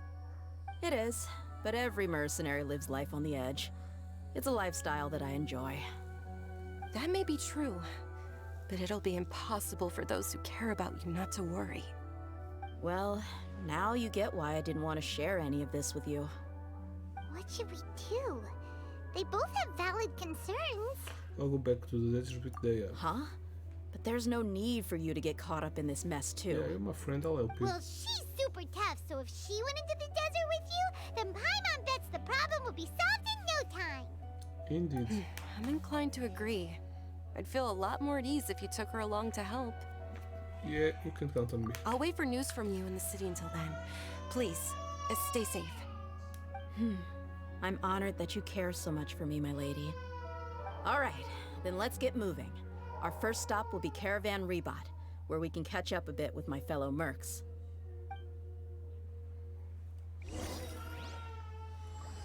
Maticora, Chapter Act 1, Lion's Blood.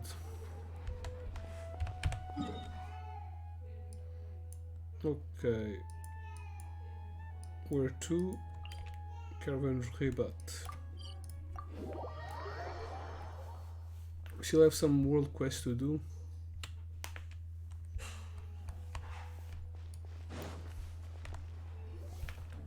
Hey, Dia, you're back. Are these two friends of yours? Yep. It's a pleasure to meet you. I trust them with my life. Why would I introduce myself Likewise. like that? There's no need to be so formal with us. We're a pretty casual crew. Anyway, since we've got a newcomer, let me fill you in on what the Khan al-Ahmar's been up to lately. They've become extremely aggressive. Apparently, even their own now have become acceptable targets. They even attack other relics brigades, just the same as any other mercenary brigade. Even the most ferocious beasts still protect their own. And it sounds like they've thrown that straight to the wind. That's right. Once they've collected enough loot off the other mercenaries, they sell it off to a different brigade, or turn to merchants on the black market. A portion of their profits is immediately exchanged for more food and weaponry to be used in their next violent operation. That's terrible! Yeah, and it really makes you wonder why they're so desperate for Mora. A few days ago, Isham and I trailed them for a while, and even disguised ourselves as merchants to conduct trade with them. We were able to learn a few things from the exchange. Rather than saying they're out to plunder and hoard Mora, it'd probably be more accurate to say that they're experiencing an internal power struggle. Wait, a power struggle? You heard me right. The vast majority of their victims are mercenaries from the other brigades of Deshret's relics. If their only goal was Mora, they could have gone after anybody. The targeted nature of their attacks points to a power struggle between the different brigades within the relics. That's the only plausible explanation we have. Unfortunately, we weren't able to find out anything more specific. It seems they're also trying to keep things under wraps. Oh, one last thing we discovered was that over the past few years, as the Khan al-Ahmar became more and more active, Deshret's relics as a whole became a lot weaker. They were able to cause so much damage, so that somehow makes things even more confusing. Yeah. It sounds mighty strange to me too. Not. Probably. Haroon, you can leave the rest of the investigation to us. He was trying to. Gotta say though, I didn't expect you to go on a whole undercover mission during the few days I was gone. Sounds like you were really putting your necks on the line, no? Nah, it was nothing. We're just as concerned about the situation as you are. The Khan al-Ahmar is your father's crew after all. What he said. Besides, Dia, haven't you done more dangerous things than all of us combined? What we did is nothing compared to your experiences. Yeah. And while they went to talk with Khan al-Ahmar, I took a look at the last camp they attacked. Any survivors of the attack were already long gone. There was nothing of value left in the camp. Ah, Hisham and Khalaf. You're here too. We rushed over as soon as we saw you come into Caravan Rebot. Although this new friend of yours looks a little green behind the ears, I'm sensing a special vibe from her. Now that we know you'll have a capable partner with you, we can also rest easy. Hey, what about Paimon? Feel anything special? Oh, you're also planning to tag along with us? Of course! Paimon is the traveler's most important guide. Wherever she goes, Paimon will follow. Oh, in that case, then you'd better take care of her too, Dia. Don't underestimate Paimon! Don't worry about her. She may look tiny and helpless, but she's been through just as many battles as the traveler here. Even if she had only survived on sheer luck, then that alone would still make her quite formidable. I had no idea. I guess I shouldn't judge by appearances. Oh, one other thing, Dia. When you're free, why don't you update the deputy about your upcoming schedule? We held another recruitment event a few days ago, but everyone only came to see the Flame Main. You weren't around at the time, so people were pretty disappointed to only find our crew of rough, unkempt guys. The deputy put a lot of effort into the event, but it was basically for nothing. Only a few people chose to stay, and that really got to him. Sorry to hear that. I'll be sure to bring him some great liquor next time. I left in a hurry and I couldn't make it back in time for the event. Gotta admit, I can understand their disappointment, though. You're our brigade's main selling point, after all. Now, if only the deputy could figure out a way to bring a few more smoking hot members into our ranks. Keep dreaming. Remember the last time I invited a couple gals into the brigade? You all just froze up with your mouths gaping like a bunch of scarecrows. The awkward silence and weird expressions left quite the impression on them. They were originally interested in joining us, but after that, they both told me they were too uncomfortable to stick around. Hey, didn't we agree to never bring that up again? Huh? Wait, are you serious? Why have I never heard about this? I don't think you were part of the brigade yet. Are you kidding me? I missed a once-in-a-lifetime moment like that and you weren't even gonna tell me? All right. We can tell you about it later. Now's not the time. Hey, don't you try to change the subject. You and Hisham get your butts over here and tell me everything right now. Are they always like this? More or less. There aren't many rules or graces when it comes to mercenaries. We're used to just speaking our minds. If someone starts getting under your skin, you just yell right back at them. And if that doesn't put an end to it, and you just challenge them to a fight. But we also don't tend to take many things too seriously. Being direct and getting it all out of your system as soon as things come up is better than keeping everything That's also why I never spare their feelings when I talk to them. If I want to laugh, I'll laugh. If I'm angry, then I'll unload on them. It's hard to stop once you get used to it. Though, I can never do that when I'm with the Homayanis.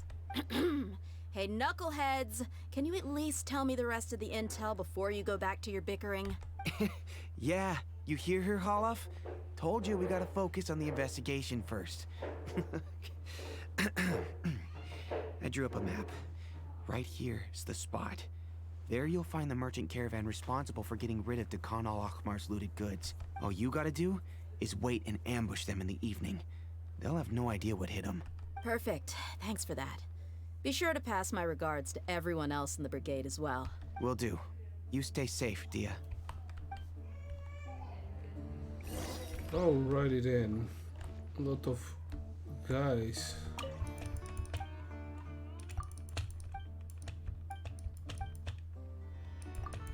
Never spoke with people from here. I don't know if there's a story in here. Or people that give me some goods.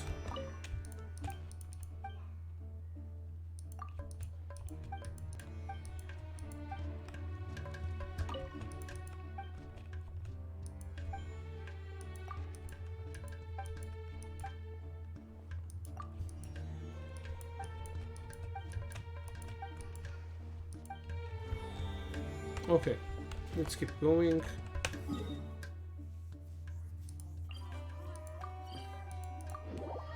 Let's ambush the guys. Yeah, o que é que vai acontecer no próximo update do Warframe mesmo, Dredd? Há um bocadinho ali que ele só estava a falar disso e eu disse-lhe que havia um update qualquer. This should be the place. Let's find a spot to hide and bide our time. Tinhas-me dito, mas eu não percebi muito bem. São níveis randomly generated? It's gonna come down to a fight one way or another, so let's all be careful. No need to worry. She knows her way around a fight. I'm not worried about that. What I meant is that we probably shouldn't go too hard on the enemy. After all, we still need to get information out of them.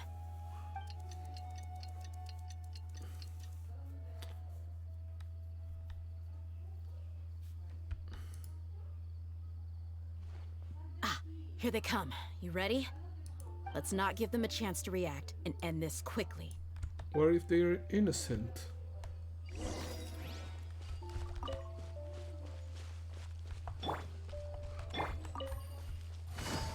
That's close enough. Busted.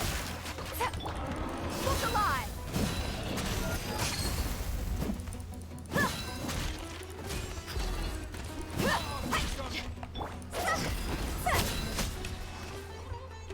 With the wind.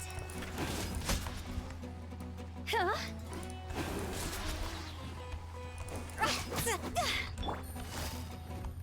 Gotcha.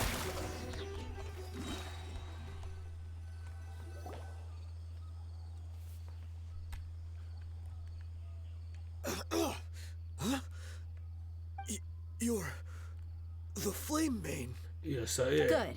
That saves me an introduction. All right, time for a little talk. Are you buddies with Dakana Lakmar now? Tell me, Pois o what Leitão are só they reinstalou o Warframe. Se calhar vou estar. You know the code of being a mercenary just like everyone else. The first rule is to never divulge key information about our employer. What makes you think I'd talk? That might have worked on an amateur, but I know you're just looking to protect your reputation. Think about it, though. What's your reputation worth if you won't have the other tools you need to succeed in this line of work? Tools like, I don't know, your limbs or eyes. You've got 5 seconds. You might want to think twice about how much your employer's information is worth to you. Whoa! It's alright, Paimon. She knows what she's doing. I'm not joking around. We can do this the easy way or the painful way. 2 seconds. I'll save you the trouble. Arrancar o próprio braço? Huh? Are you crazy? He tried to bite off his own tongue. Quick, search the area for any first aid supplies. With taste emergency treatment, the bleeding, etc. not. I definitely didn't expect him to go that far. Thankfully, the wound wasn't too deep, and he just passed out from the pain. But why would he be so extreme? I just wanted to test his mettle. You can get a lot of mercenaries to talk just by threatening them. I didn't expect him to be willing to go through so much pain just to deny us some intel. Well, he's out cold for now. We could wait for him to wake up, but maybe it's not a good idea to interrogate him any further. What should we do? Yeah, don't worry about it. It'll be a waste of time to interrogate him again after that. He might just hurt himself again if we start asking. There are lots of goods around here. Let's search the area. Maybe we'll be able to find something. I'm really sorry. Don't be.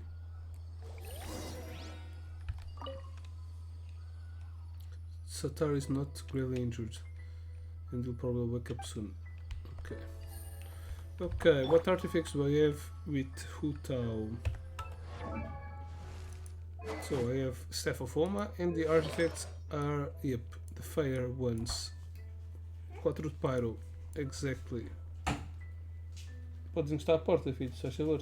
Não. Podes entrar. Então, estás a responder assim a quem?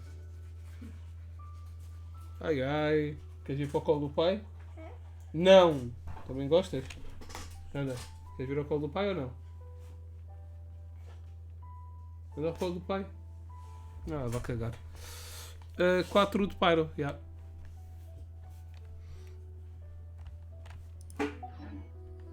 Okay, let's check everything.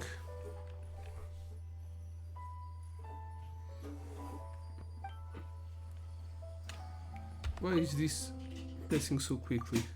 There are some weapons in the boxes, as well a bunch of medicine and bandages. Seems like Dakana Lamar is really up to no good. Starting to make it around in the neighborhood. Check backpack.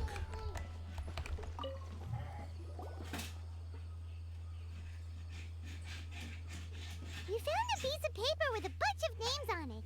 Maybe it's a record of something. Let me take a look. If this really is a merchant caravan, they should have a record of their transactions. Já te mostro como é que são os artefactos dela. Yep, I see an entry for Dakana Lakmar right here. Kusela, Drizi, Bashar, and Takriti. All familiar names. Dakana Lakmar has been trading for a hefty supply of food, weapons, and medicine. It seems that in the past, they used to receive some canned knowledge as well. This caravan is just one link in their logistics chain. Once in the rainforest, the caravan will exchange the looted goods for Mora, and the funds will then be passed to a specific person. That person will then pack the caravan full of necessary goods, which will then be brought right back to Dakana Lakmar. Wait, why is there no Mora value recorded for the final transaction? No value? Yeah. Every transaction before the last one was marked with an exact amount of Mora, but the final one, where they paid for everything to be brought back to the desert, was simply marked as delivered. Maybe the Mora amount just happened to cancel each other out? No. Perhaps. But they couldn't have known how much they would make off selling the loot. Do they not care about profit margins at all? Anyway, the next part's the records of the goods themselves. There are a lot of entries. Everything was probably sourced from the rainforest. Huh? What's wrong? Shazamon Homayani? Homayani? You mean Dunyarzad's family? Could it just be another family with the same last name? I'd be surprised to find someone with the exact same first and last name. Shazamon Homayani is Dunyarzad's father, and the head of the Homayani family.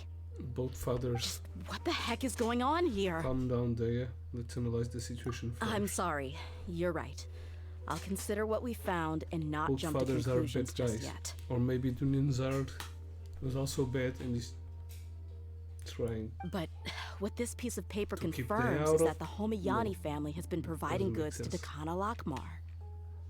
What if the Homayanis have been kept in the dark and don't know they've been trading with Dakana Akhmar? That's a possibility. No. But if that was the case, why is this caravan specifically named Shazamon as their person of contact? They could have just as easily bought goods such as food and medicine directly from Caravan Ribat or Port Ormos. If Shazam was actually aware of this, then perhaps he's been supplying the brigade's operation this entire time. Yeah, funding violence and looting. The brigade gets the goods, and he is paid the proceeds from the sale of the loot. But why would he do something like this? It's not like the Homayanis are in need of money. I honestly have no idea. I've been to their estate many times, and I've never noticed anything suspicious. Já joguei de manhã, Code Vein. Curti. The only potentially large expenditure I could Souls-like, think of bocadinho mais would be fácil the com treatment história. costs for Dunyarzad's Elazar. Sem ser tipo Dark Maybe Souls. they borrowed a Não lot of tem uma Mora história in the assim, past, straightforward. but that's still just a speculation. I don't think the Estou a jogar master would Mora, stoop não é, so pai? low to make Mora. Master Soul. Okay, I don't think Dunyarzad knows anything about this either. You're probably right. O Fi I know my lady's subscreveu. personality, and she wouldn't Zeros. deliberately keep Subscribe. something Thanks like for this from us. subscribing, Zeros. By the way, subscribed in the morning. Didn't appear when I'm streaming on the PlayStation. Doesn't appear any info up there like when I do on PC.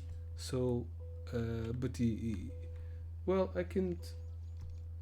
Shouldn't I have?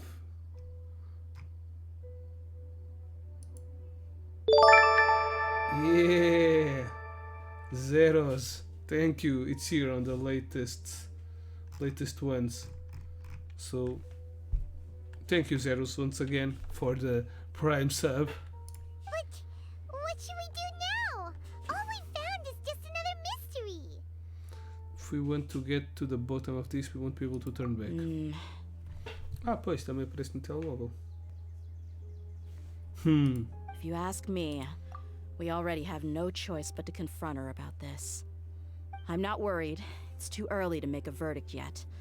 I still have faith in the Homayanis. Let's go find my lady again. We'll tell her everything and see if she's aqui. willing to lend us her support. Zero subscreveu 4 meses Prime. If we're lucky, we can not only figure out the mystery of this paper, but Pois. also follow the trail of breadcrumbs to the people responsible at Dakana Lakmar. Dia, are you sure this is the best decision?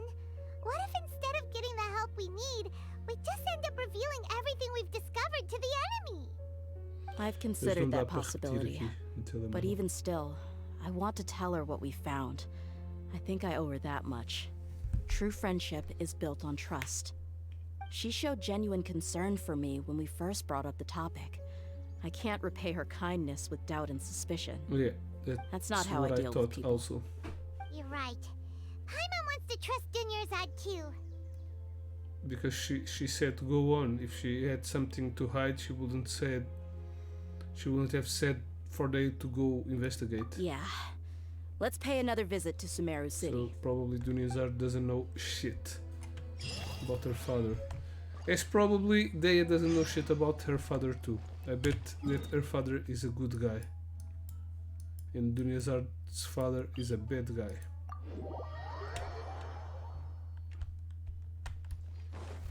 Okay, Zeros subscribed. 4th month with Prime, with a Prime sub. Red PT, it's your time now. Prime sub.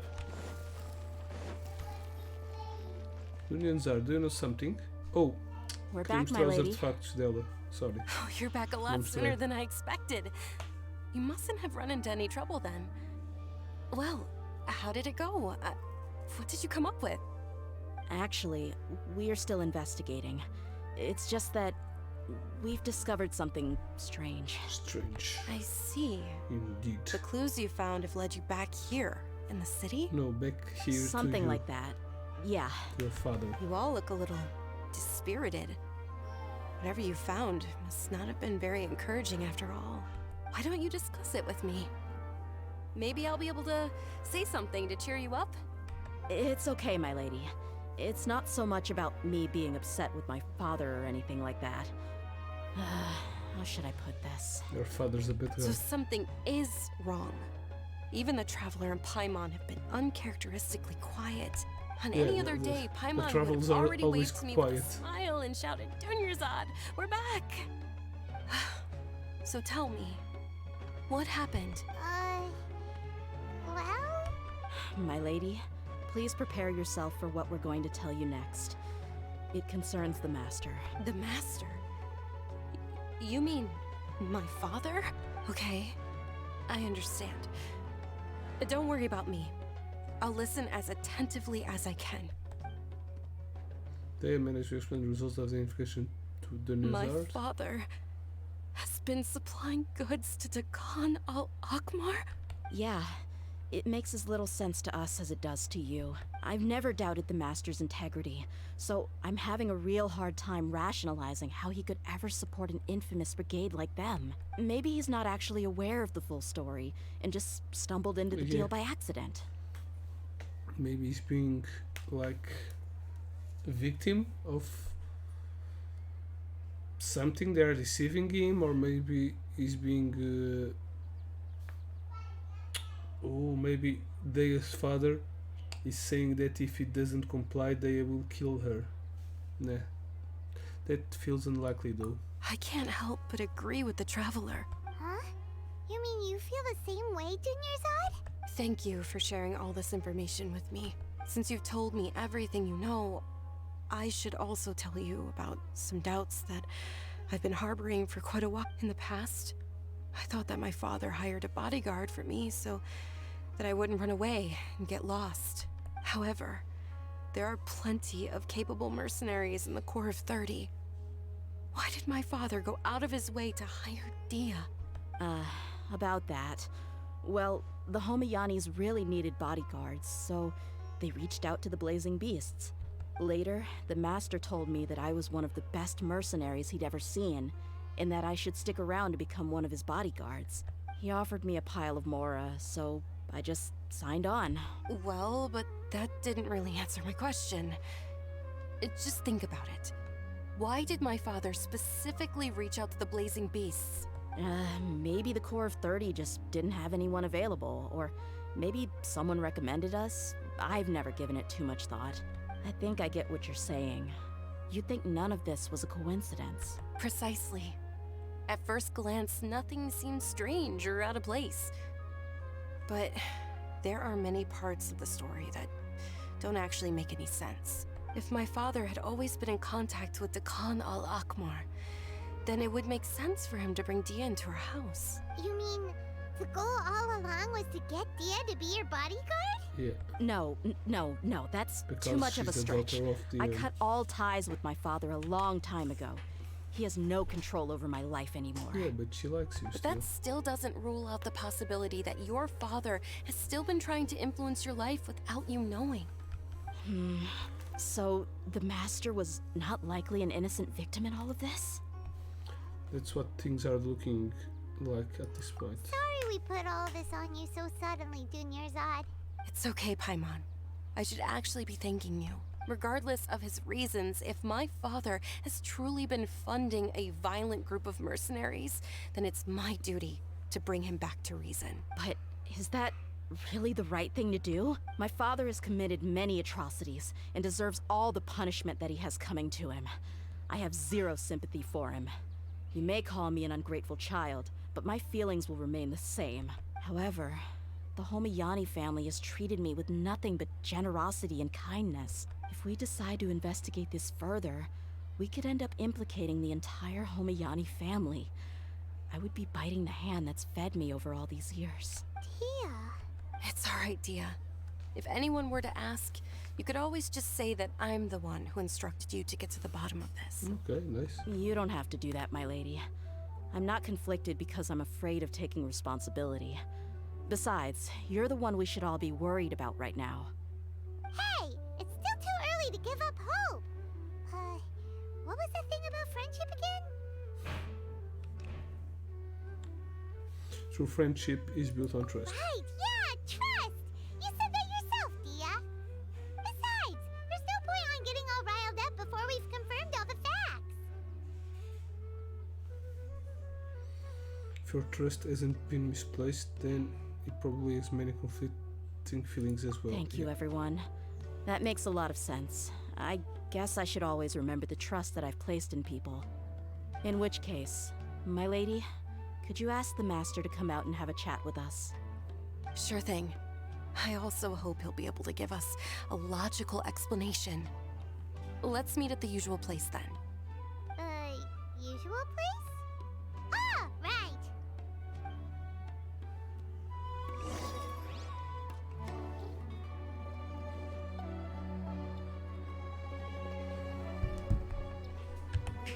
Usual place. Where is that? Downstairs. No, it's not. Thank you for coming, sir. Please allow me to introduce these two. Is this Dave's father? This is the Traveler, and next to her is her travel companion, Paimon. Ah, yes. Yeah. My daughter has Shazam. mentioned them from time to time. Shazam. It's a privilege to finally meet them in person. But we may skip all the pleasantries for now. What is the important matter you wish to discuss with me today? Well, we wanted to bring this transaction record to your attention. There's something on this record that we're all pretty curious about. They explains the issue to Shazman. So, that's what you found. Huh.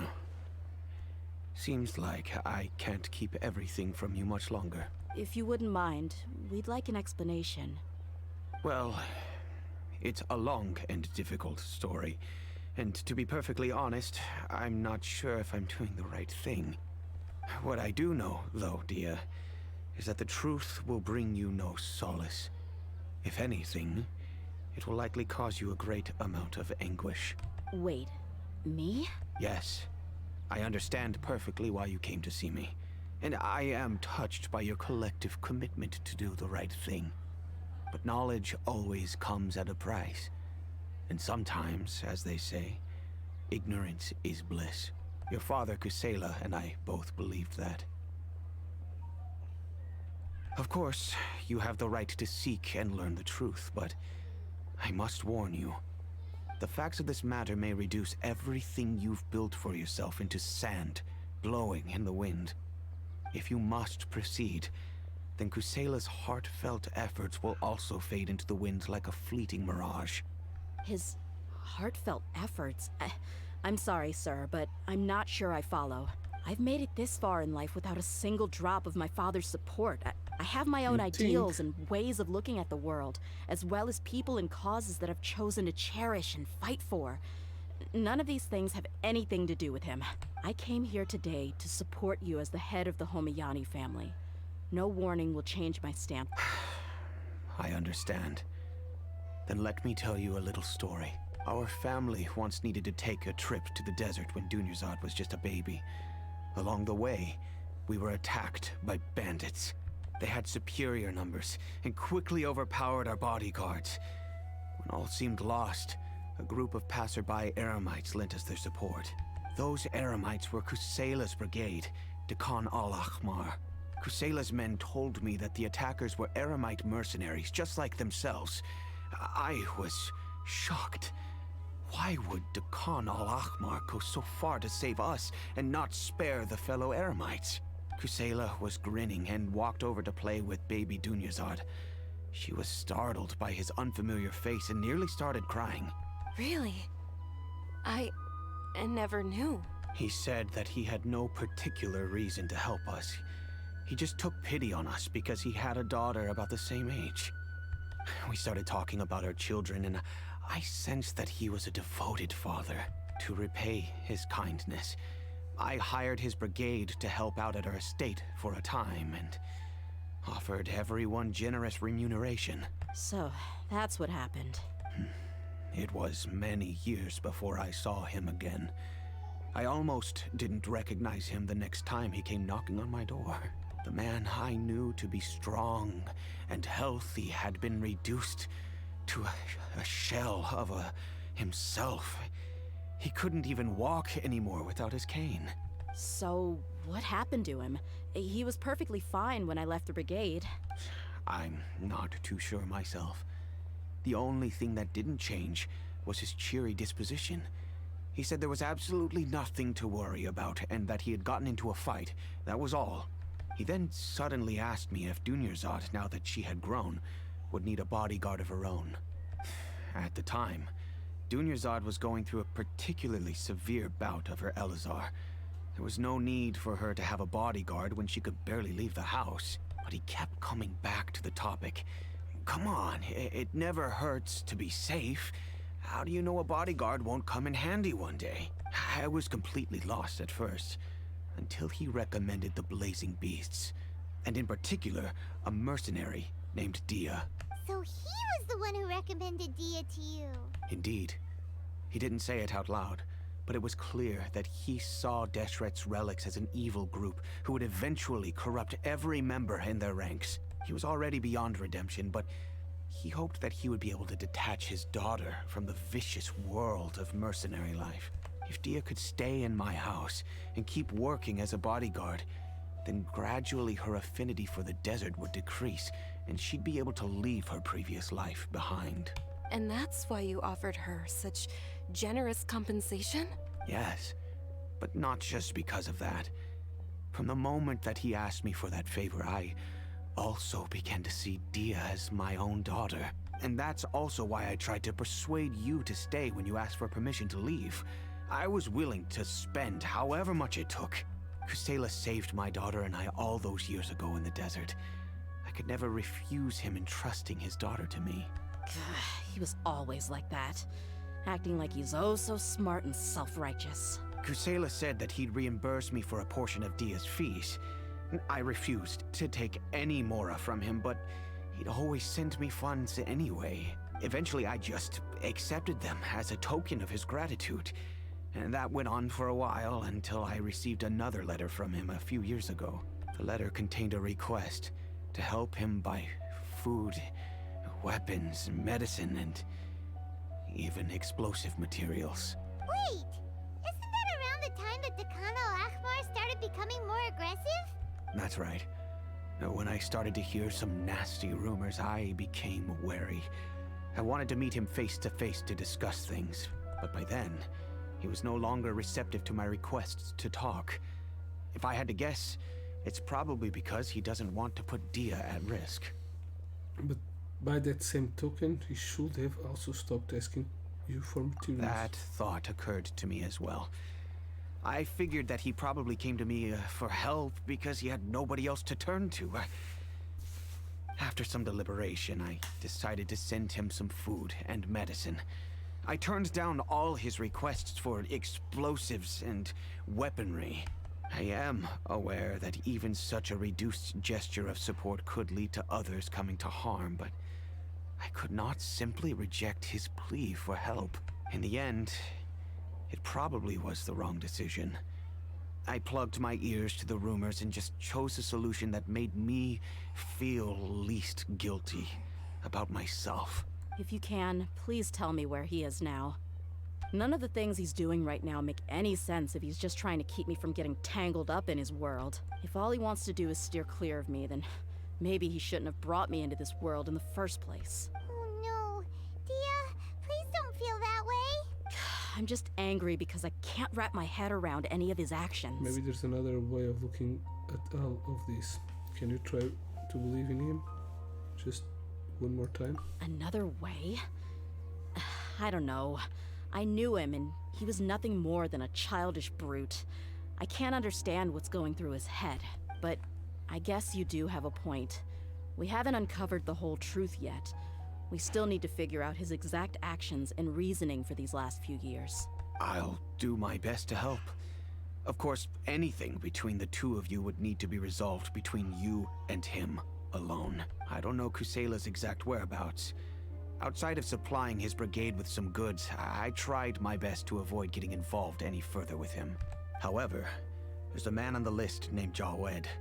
He used to be a mercenary in the desert and is now a member of the Corps of 30. He's responsible for supplying weapons and liaising with the Dakan al-Akhmar's merchant caravan. I've heard that he likes to have a few drinks alone and enjoy the cool wind at night outside the tavern. Maybe you'll be able to find him there. Okay. Understood. Thank you, sir.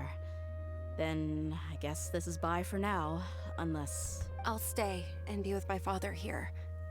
To be honest, I'm still a little dazed and haven't finished processing everything quite yet. My father has indeed done something wrong, but if I think about it, I'm also not sure if there was a right way to handle this problem. I feel like our only course of action is to turn everything we know over to the Corps of 30 and let them render judgment. Yes. I am prepared to accept whatever verdict they choose. It's time to face my mistakes. We will take care of it at night.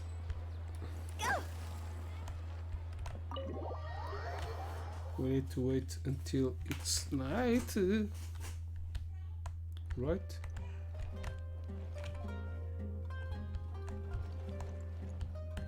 I need to go upstairs.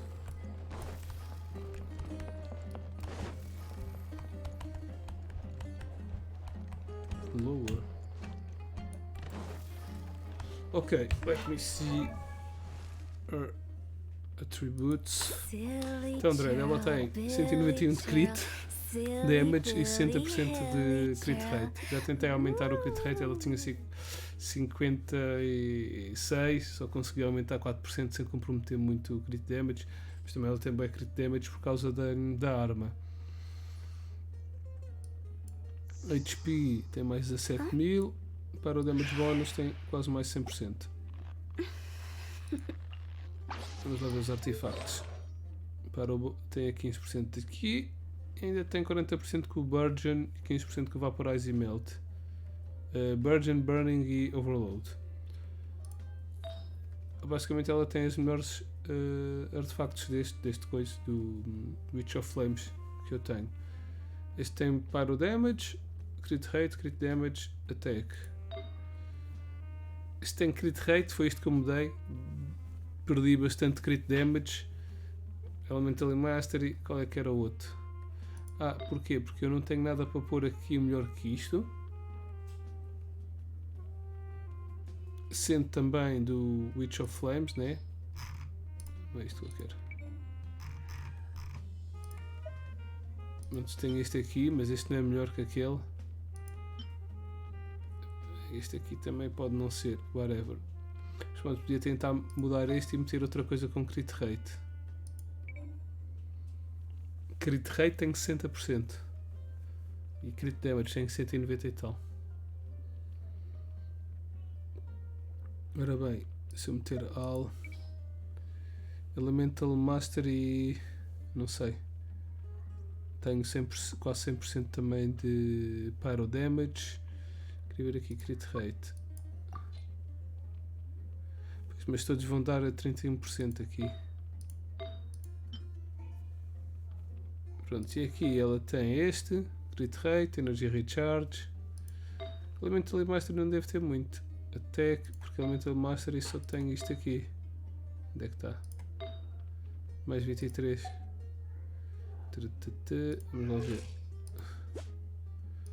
Onde é que está o Elemental Mastery? 23. Que devia ter mais, é?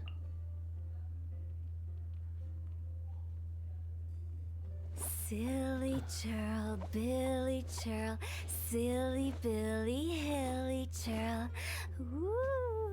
Ok, sim. Só se mudar a cena do HP.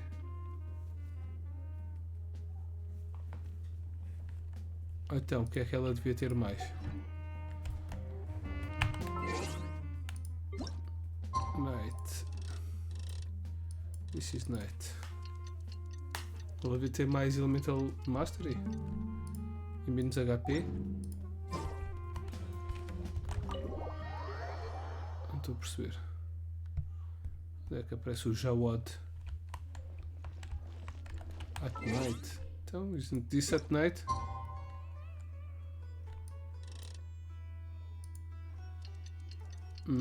Ok. Então, mas ela também não se cala em HP? Ah não, ela precisa de HP para ficar abaixo dos 50%. Só se eu trocar aquela cena do HP por uma que dê Elemental Mastery. The Tavern. Hey dude, what are you selling? Recipes. Eu sabia que esse gajo tinha aqui receitas.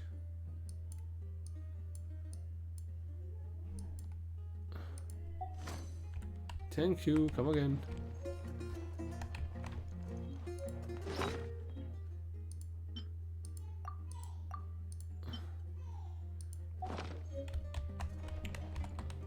Então, mas isso significa que eu tinha que ter muitos substatos de Energy Mastery, de Elemental Mastery.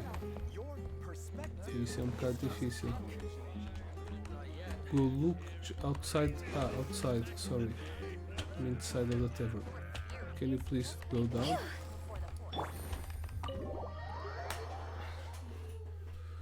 O HP é só para ela não morrer quando a gente for abaixo. Jawad, there he is.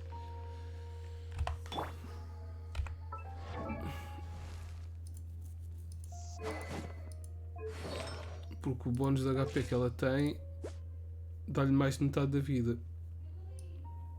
Ou seja, assim a gente pode estar só com metade da vida para tirarmos mais dano sem levar uma batonada e a morrer logo. Mas o único que eu posso mudar é este aqui. Não sei. Elemental Mastery. Meter tipo um outro de HP. 19. Crit damage e crit rate. Crit rate, olha, isto é bom.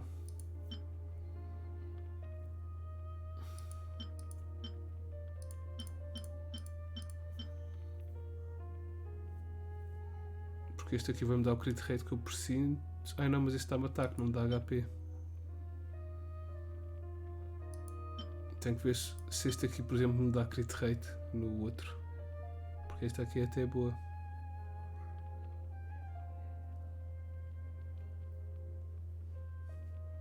Ela está a tirar muito bom.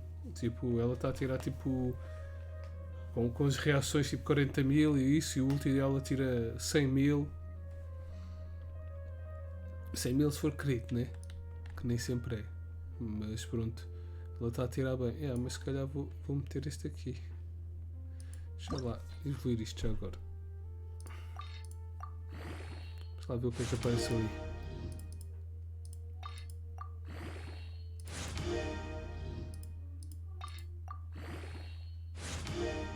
Defesa. Fuck.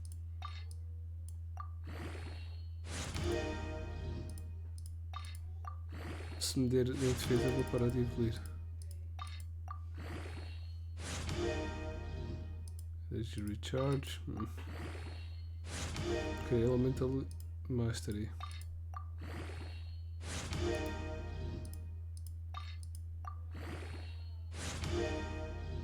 Ok, nice.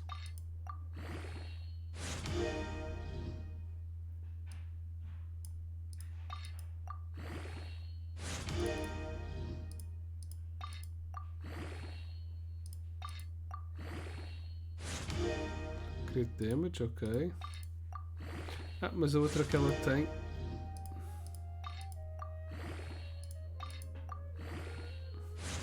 Não, mas eu não quero cagar nesta peça. Só cago nela se me der mais um de defesa.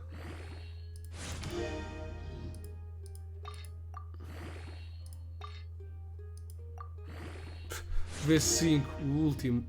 Foda-se. Agora é que vou cagar nela.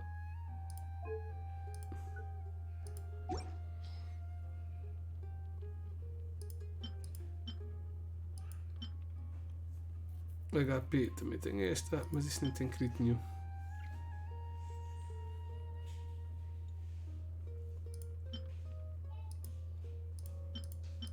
Pois, não. Ela tem esta. Pois esta já lhe está a dar 13% de crit rate. Se eu tirar esta peça, ela vai ficar com menos de 50% de crit rate. Por isso eu não posso tirar esta peça e perder tanto crit rate. Bom, whatever. É farmar e esperar que apareçam mais cenas. Let's keep going. Já Odd, como é que é? Huh? Who are you guys? I know what you've been up to. Smuggling weapons to violent brigades in the desert while working for the Corps? Pretty bold, if you ask me. Shh! Keep your voice down. How do you know all that? Come with me. We should take this elsewhere. I'll be happy to talk things over once we're somewhere private. Hehe, he's going to run. This place should do. Alright, back to my question. How did you all know about me? Don't worry about that for now. You know what kind of punishment you'll face once we report you to the Corps, I assume. Wait, there's no need to jump the gun. Let's talk this out. What are your terms? So what's in it for you anyway, Mora? Well, I was a little tight on money at the time, and Kusela took good care of me in the past. I waited in my mind, and I couldn't find a reason to turn the opportunity down. I wouldn't only be helping my benefactor, but I could also make some quick Mora. Let me tell you how it is. We're investigating Khan al-Akmar, and we're gonna put an end to their operations. If you provide some help for us, then we might just put in a good word later to reduce the terms of your punishment. Hey, why don't we discuss this a little first? Listen, I made quite a bit of Mora from my last run. You just give me a number, and I'm sure we can... Shut it. My patience is running out. You should know when a mercenary is after something other than money. All right, sheesh. But you gotta promise you'll put in some nice words for me later. They're always on the move. Here's the spot they were at the last time I made my delivery to the desert. Feel free to go have a look. I'm just telling you though, it's not on me if they're not there anymore. Sure. And then you can forget about any nice words from us. Hey, come on. Now you're just being unreasonable. Really? And how do I know you're not leading us straight into a trap? Don't forget, you're the one with no bargaining chips. All right, I get it. Why don't you go take a look, and if they're not there anymore, I'll try to figure out something else for y'all. Now that's more like it. Let's move. And as for you, try to stick around the city until we get back. You don't want us to call the folks from the Corps and have them drag you back to the city. Okay, let's go there.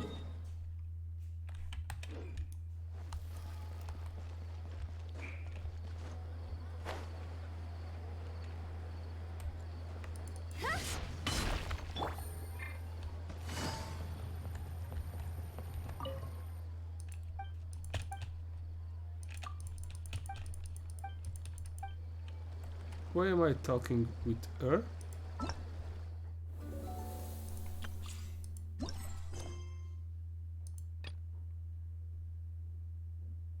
World quest? I don't want a world quest.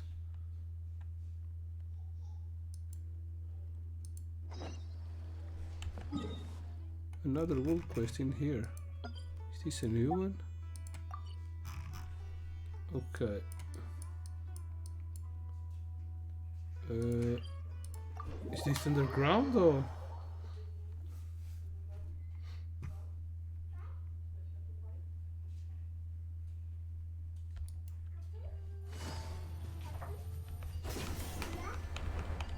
Chega às 6 ou às 6h30?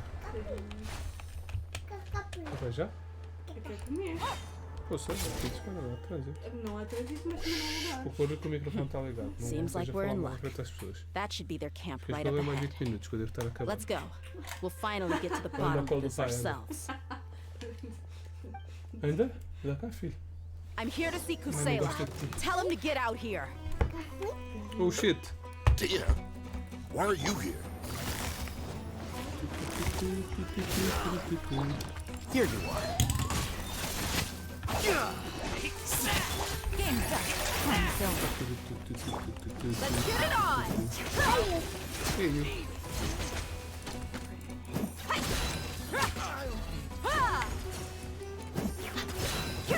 Olha o Ticriti. Haven't you all done enough? Oh, so you also here to stop us? Stay out of this. It's got nothing to do with Olha, os curtinhos. Bashar, Idrishi. Damn. The hook doesn't feel us. Many energy that she needs. Into the fire, motherfuckers.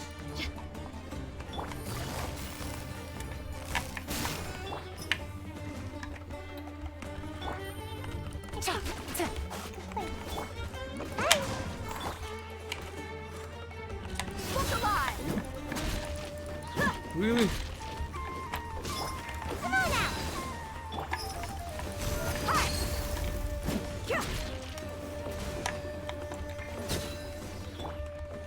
Fogo, sério? She's so strong. Enough fighting. We all know each other, and I don't want to take things too far. Just bring Kusela to me. There's no use hiding him anymore. Hey, you. Queres o popó? Did you understand a single word I just said? Olha, os Or pilhas do I não é para need to brincar. bash your skull in some more? All right, everyone, let's all just calm down for a second. Dia, the boss can't come out and see you anymore. He died a long time ago. What? He did. Seems like you've been out of the loop for a while. Guess that's for the best, though. At least that's what the old man wanted. Someone is When did he die? acting on What his name. happened to him? A few years ago, Kusela broke up Dakan al-Ahmar and went to the Deshret's Relics headquarters by himself. So is that when you guys started acting up? We would prefer to call it taking revenge. Every last person in Deshret's Relics must pay in blood for what they did. So that's why they turned on each other. That it was all motivated by revenge. Let me start from the beginning. Dia, do you know how the head of the relics maintained order internally? Overwhelming strength and unquestionable authority? Those were a part of it, yes. But just those on their own weren't enough. They had another tool at their disposal. They called it a person's record. Regardless of whether they joined by their own will or were coerced, every person in Deshret's Relics were forced to leave a record of themselves at headquarters. Whether it be their deepest sin, some unforgivable act, or their most immoral exploit, the record served both as a symbol of loyalty and the perfect material for blackmail.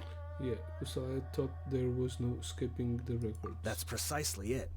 Every one of us have a record. Me, Bashar, Tikriti, and all the boys who grew up with Dia and ended up joining our ranks.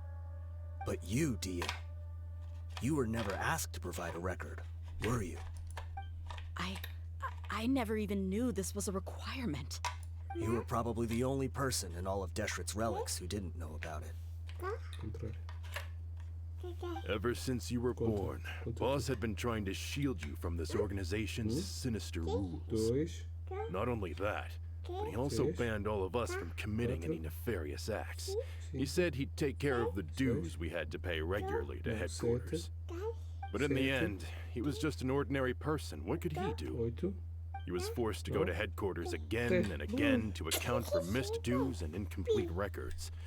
He'd come up with all kinds of excuses, get beaten up as a result. We all knew he was doing that for you. He wanted to get you out of this world, no matter what it took. And that's why he became a shell of himself and couldn't walk without a cane. Wait, but That doesn't make any sense. I didn't know about any of this, and I'd never seen him get injured or beaten. Because you were too young at the time. How would you ever tell between wounds from a beating and wounds from battle? When you left home after that final argument with him, he seemed to age by a decade overnight.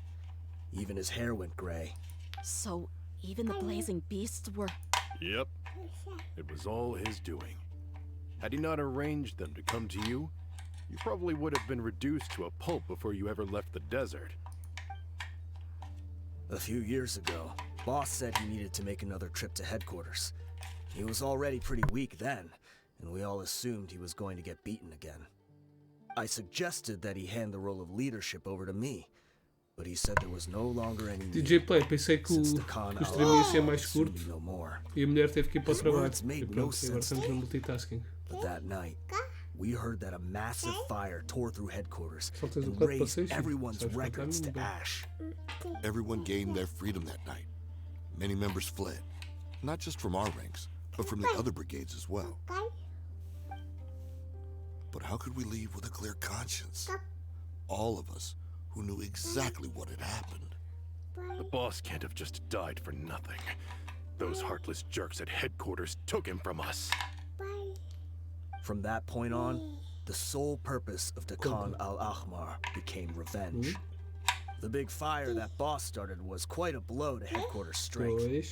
It's given us the opportunity to launch our attack. Even though we're outnumbered, we vowed to see our revenge through to the very end. But Desert Relics haven't been the only victims of your revenge. There were people from headquarters who changed their names and went into hiding. Some fled to other brigades, and others escaped to the rainforest. But we won't let any of them escape our wrath. They'll all pay for what they've done. We've suffered plenty of losses as well. To keep going, we need an enormous amount of supplies, from food and medicine to weaponry and explosives. All we can do is exchange our loot from Mora, and then use that to get supplies. We forged Boss's handwriting and sent out many letters to his former friends. Thankfully, many people were willing to come to our aid. We were also able to attract many mercenaries who shared our goal. We've endured unspeakable pain to win many impossible battles.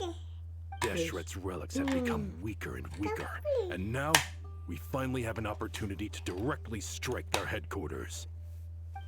Paimon doesn't know what to say anymore. Respond to violence with more violence will only cause more pain. Do you have an idea the amount of damage you've done?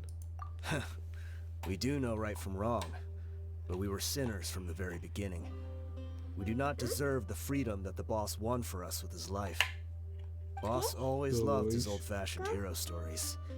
Those tales about sacrificing yourself to save the world. We used to always laugh at him for it. But in the end, he really went and lived those stories out himself. As for me, I never considered myself a hero. We're all the lowest of the low. We have no right to even imagine such an existence.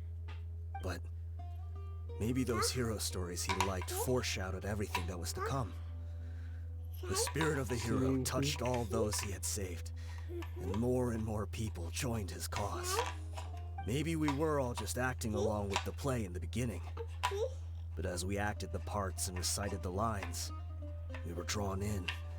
And now, we want to see the story through to the end. I'm sorry, Dia. I know you always found us insufferable ever since you were young. Just think of this as a madman ranting. I'll go with you. Huh? Dia? You wanna go with them? I grew up with these guys, and I know they're not bad people. It's just that some situations get so bad that it's difficult to tell good from evil. All I know is that Deshret's relics must be destroyed.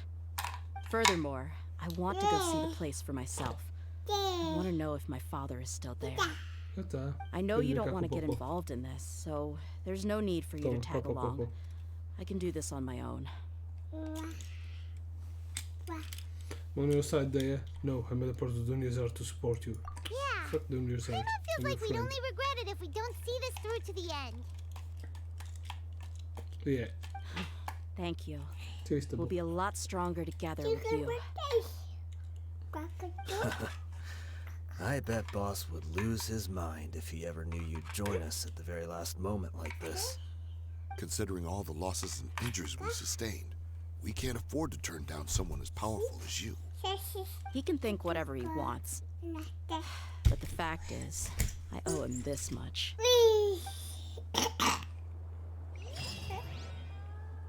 Okay.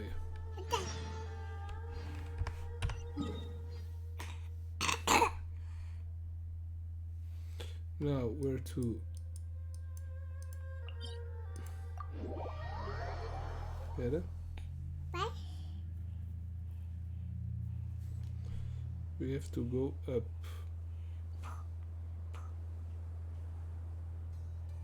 Toma, segura.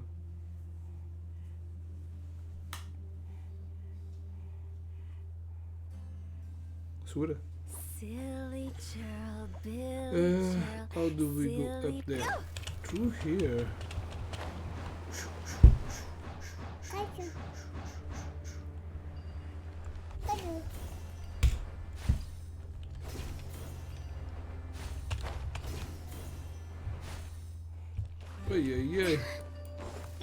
Take it easy.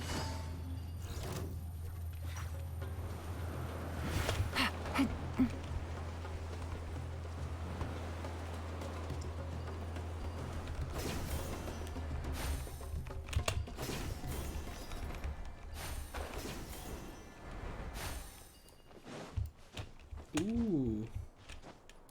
There's a dungeon over here. Is this the entrance? We sure didn't run into much trouble on the way here. Yep. Should be. I don't think they have enough manpower left to post guards and defend their perimeters.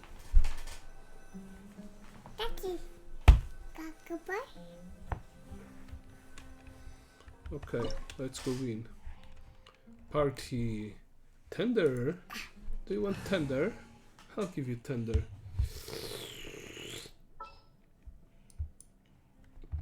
Let's put a tender healer.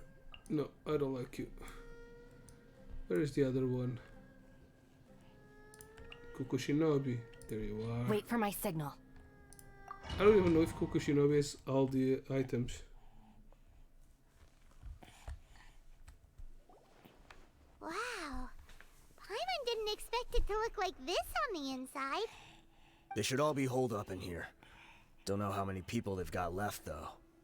Who cares? We'll round up all of them. Still, we should be careful.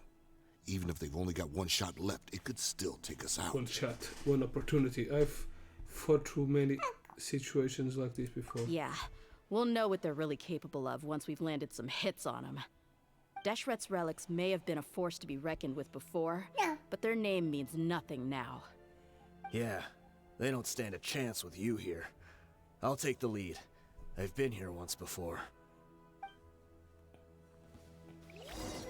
Ok. Espera aí, filho. Espera. Sim, sim, sim. Espera, espera. Ok. This way. Should try to find... Take that! Get with me! I'll settle this! Here you are. The process of elimination. Let's get it on! It doesn't have a lot of energy recharge.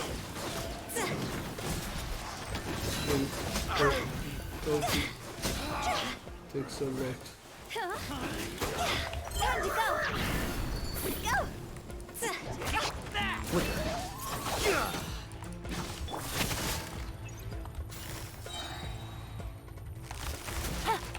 Here comes the catch. Bond is strong!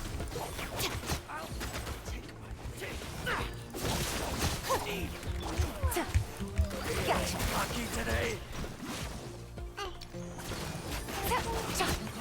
Finally! You asked for it!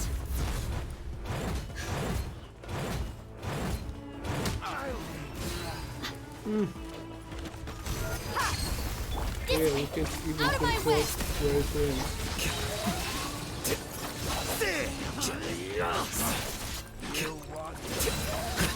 Scatter!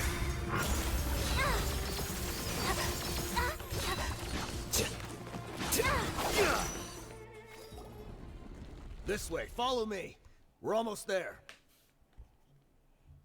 Her.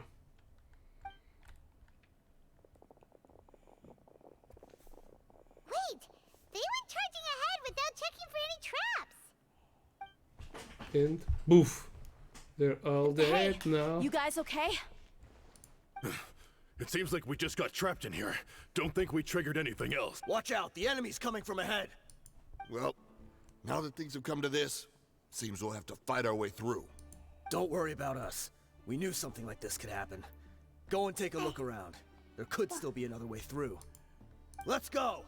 We can't let the boss down! Let's check if there's another way! The sooner we can make it through to help them, the I better! see something over there. Let's see.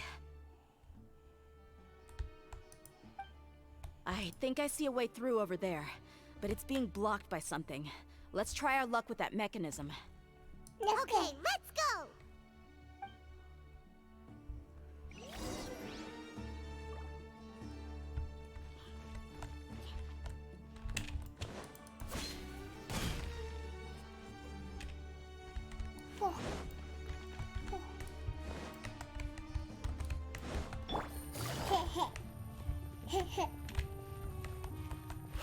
Take it easy. Okay, I don't see any treasure.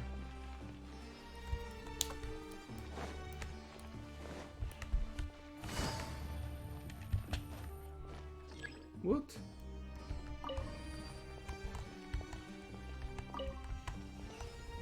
Okay. That's a new one. Take it easy. Treasures over here.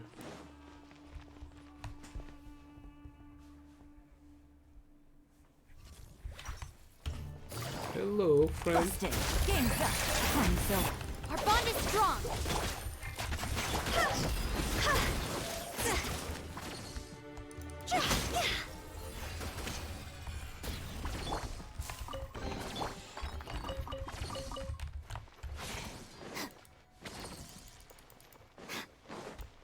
Another mechanism like the one before, but this one's being blocked off in the middle. We just need to adjust it a little.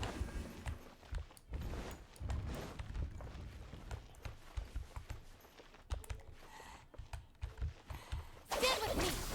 Oops.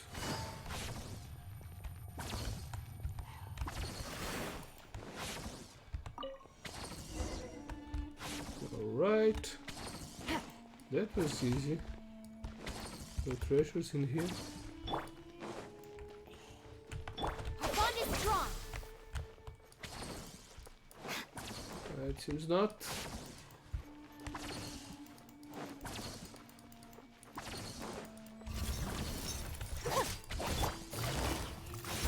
Quiet now.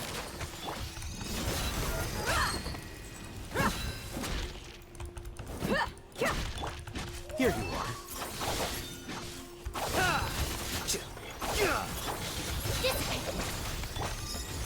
You're dead meat.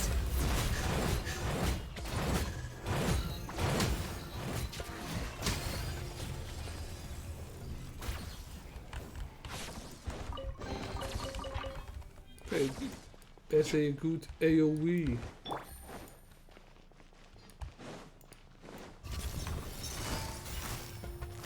Busted.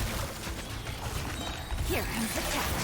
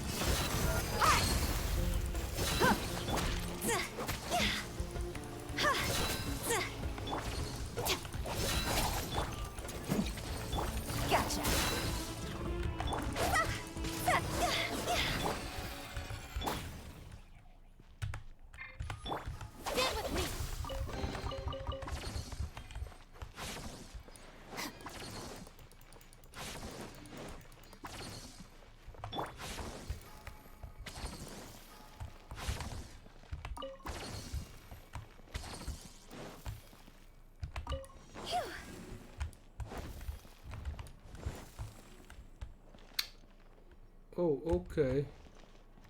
Change color.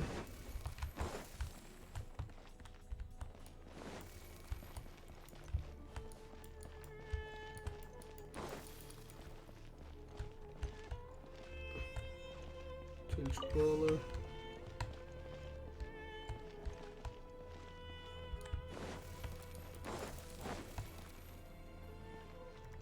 Change color.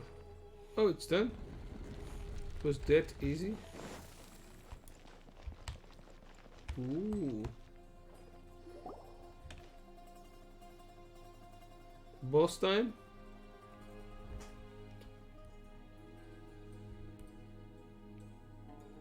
I wasn't expecting anyone to make it through from the other side. But as a desert dweller, I suppose we should be used to our folks defying all expectations. Don't waste your breath. You have nowhere to run. Run?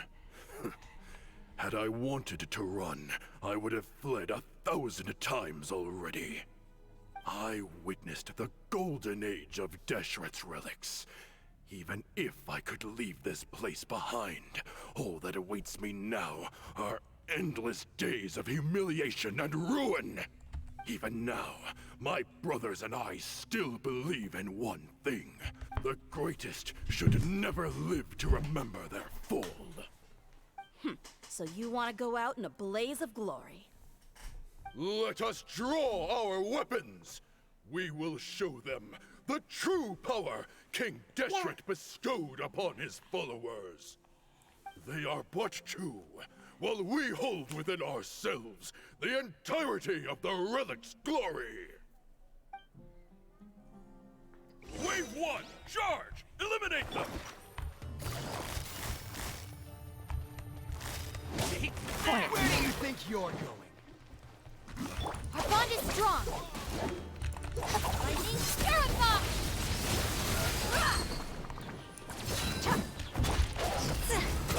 I'll be back.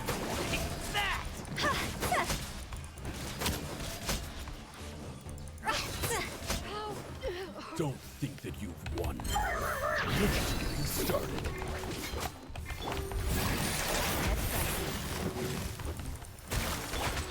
Flicker.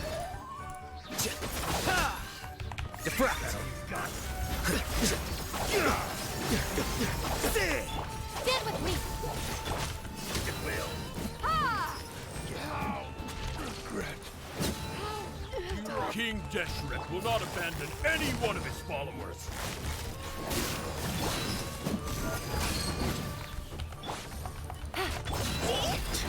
Now you're patient. Gotcha.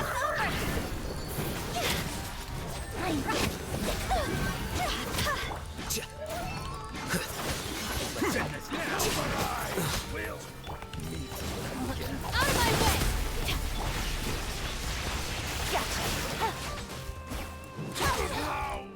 Brothers! This is where we prove our faith. Do you all just want to die?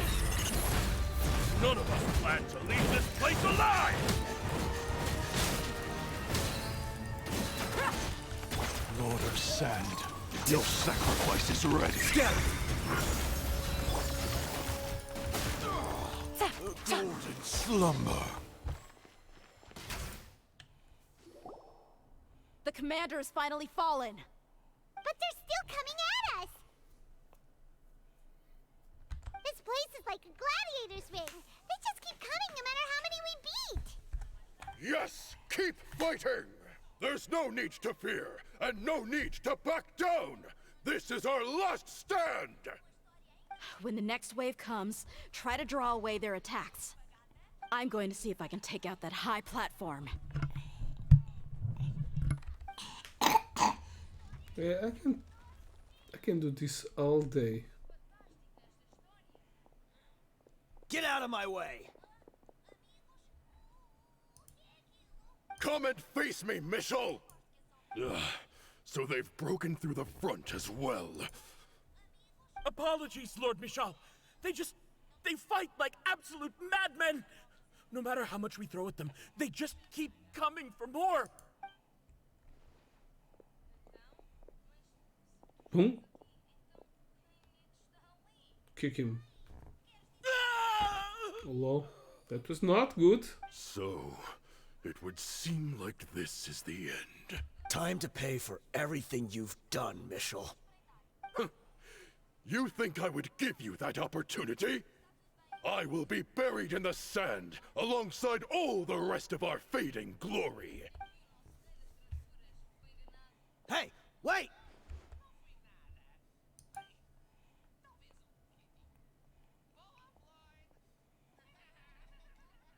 The hell?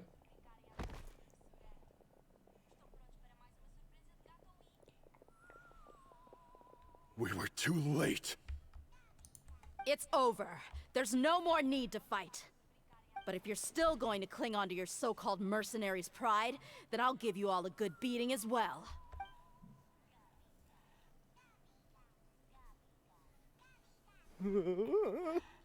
Hey, Dia! I found the mechanism. I'll get you all back up here right away. Let's go.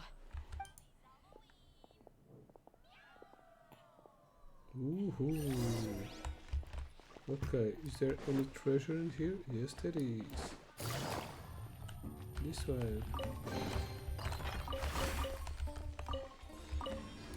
No! God damn it.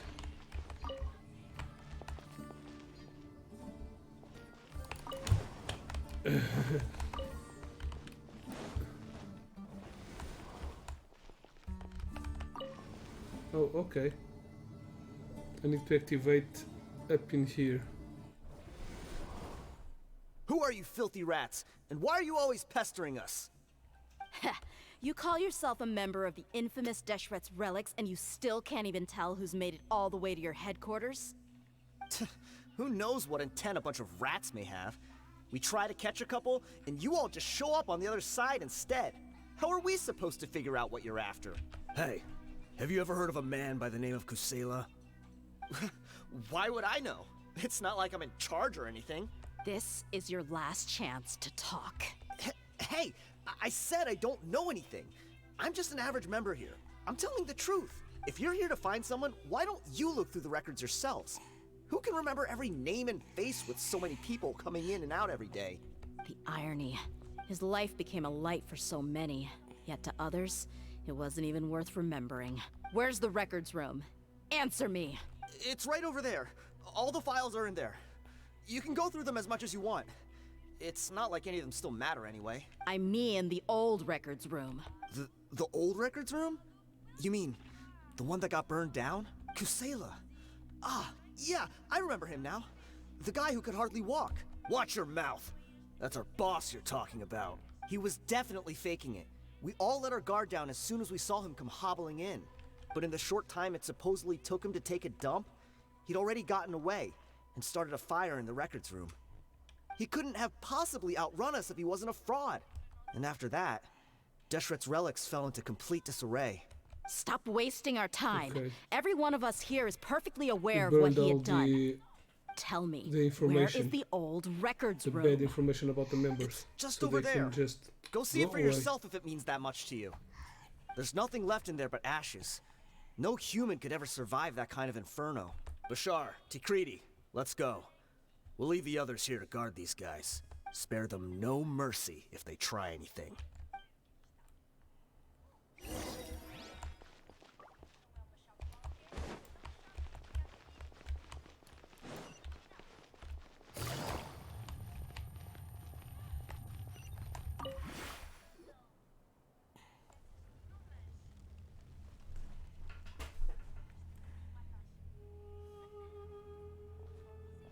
So, this was his final destination. How did he do it? Getting past all the guards with a limp and sneaking in here to start a fire? If he was nimble enough to do that, then he must have been able to get out of here after starting the fire, right? Tia. I'm sorry. I know it's just wishful thinking. Let's look around. Maybe we can find something that's been left behind. Let's search around the room. Holy stuff. Is this a cane? It must be the that one that doesn't Dia's mean father that used. his father is dead. Kusela. Thanks for everything, boss. We're fortunate to somehow find that cane after that fire. Let's split up and look around some more. What if something else has been left behind? But what else could survive a fire like that? Huh? The cane has information inside it.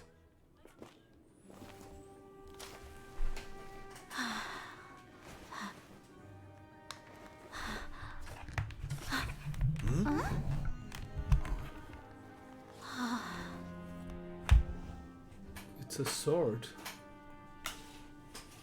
Thought so. Wait! Isn't that the toy sword you played with as a child?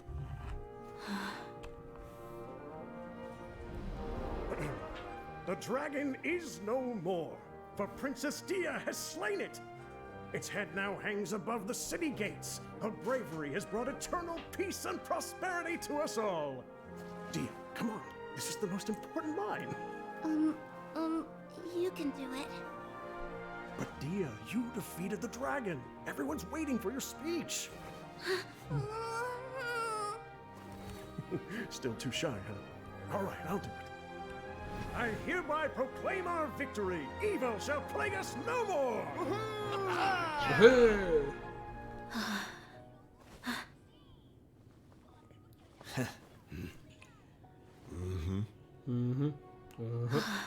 Yep. I hereby proclaim our victory. Evil shall plague us no more, Dad.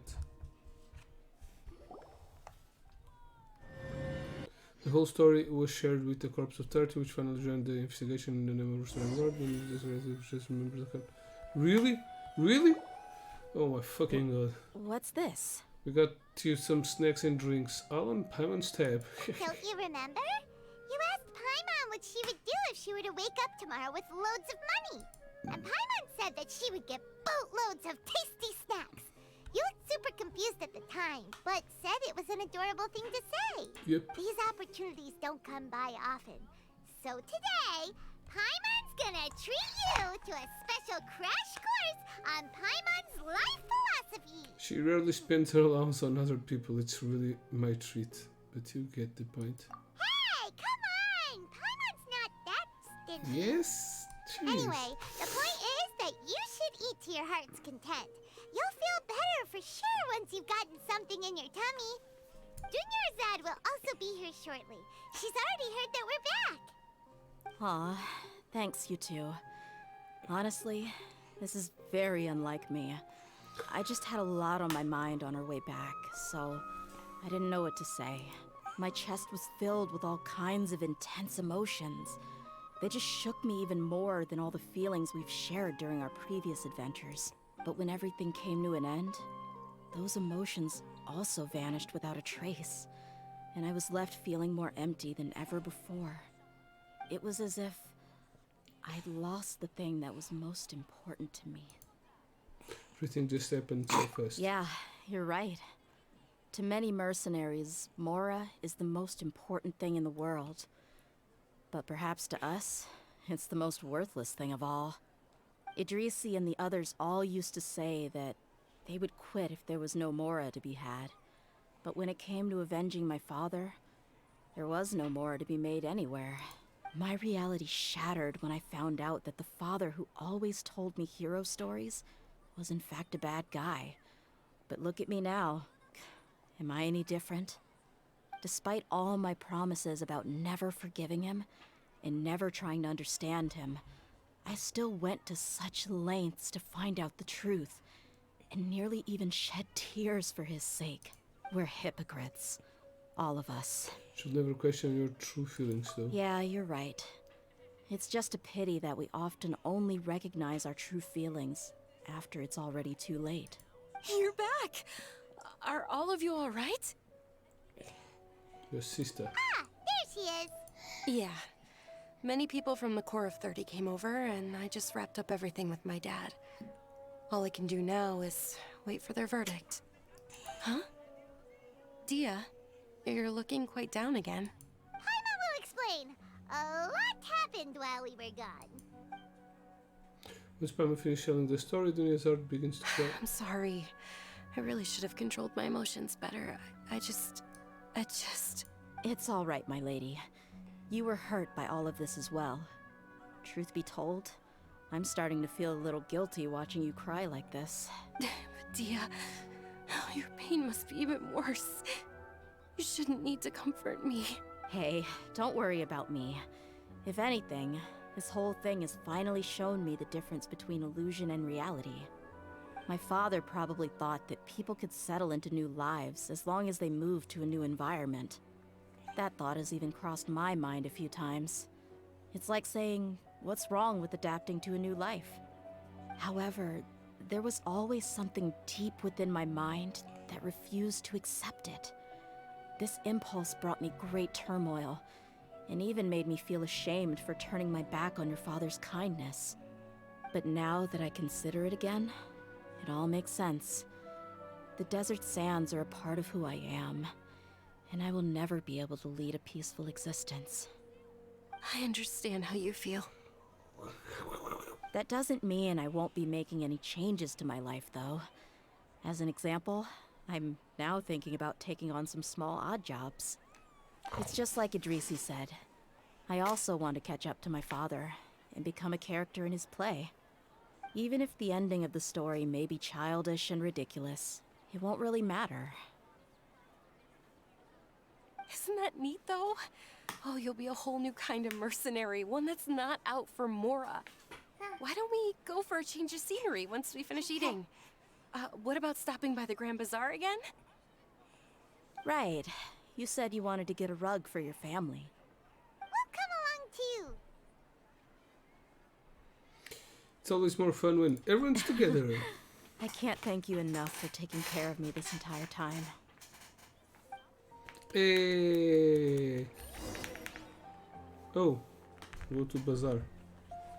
I thought it was over now.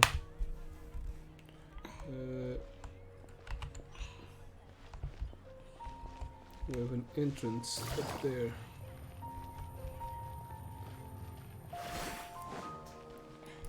So let me put my team back together.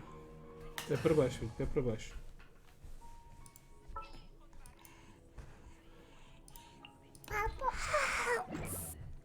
Ai! Larga o meu dedo! Estás a morder o meu dedo. És um cão. É, filho, eu preciso de controlar. Larga o meu dedo. Larga o meu dedo. Seu dedo de cocó sucu. Sabe a cocó? Sabe a cocó. Oh, this rug Tens here cocó? is Tens cocó? quite something. Não? The craftsmanship is exquisite, and the fabric is also of high quality. Cocó. Ah, here you are. Finally, I found you. Hey! Aren't you that Não, mercenary who bit está his quieto. tongue? Vai já está a acabar. You can still Queres talk? papa? Wait, Sim? are you here to Espera aí. take revenge on us? Espera aí. Está quase a acabar. What are you talking about? Papa? Queres I look papa? like I could take you Queres ir all para o in a chão? fight. I just came here to give you something. I'll be on my way to give myself up to the Corps after this. Once I woke up, I hurried to the Khan al-Ahmar's camp, hoping to alert them to your presence. But when I got there, I found no one except the members who were still too injured to move. Ah, so you probably got there after us. Yeah, they told me that they had exacted their revenge, and everyone had turned themselves in to the authorities. Even that last camp was not going to last for much longer. I had joined the cause to repay an old favor from Kusela. Now that everyone's already turned themselves in, I might as well do the same. One of the injured members gave this box to me, and told me that it contained some of the old man's last possessions. Everything left in the camp will get confiscated, so I figured I should get this to you before the Corps could get their hands on it. Thank you. No worries. We are all just living our own truths.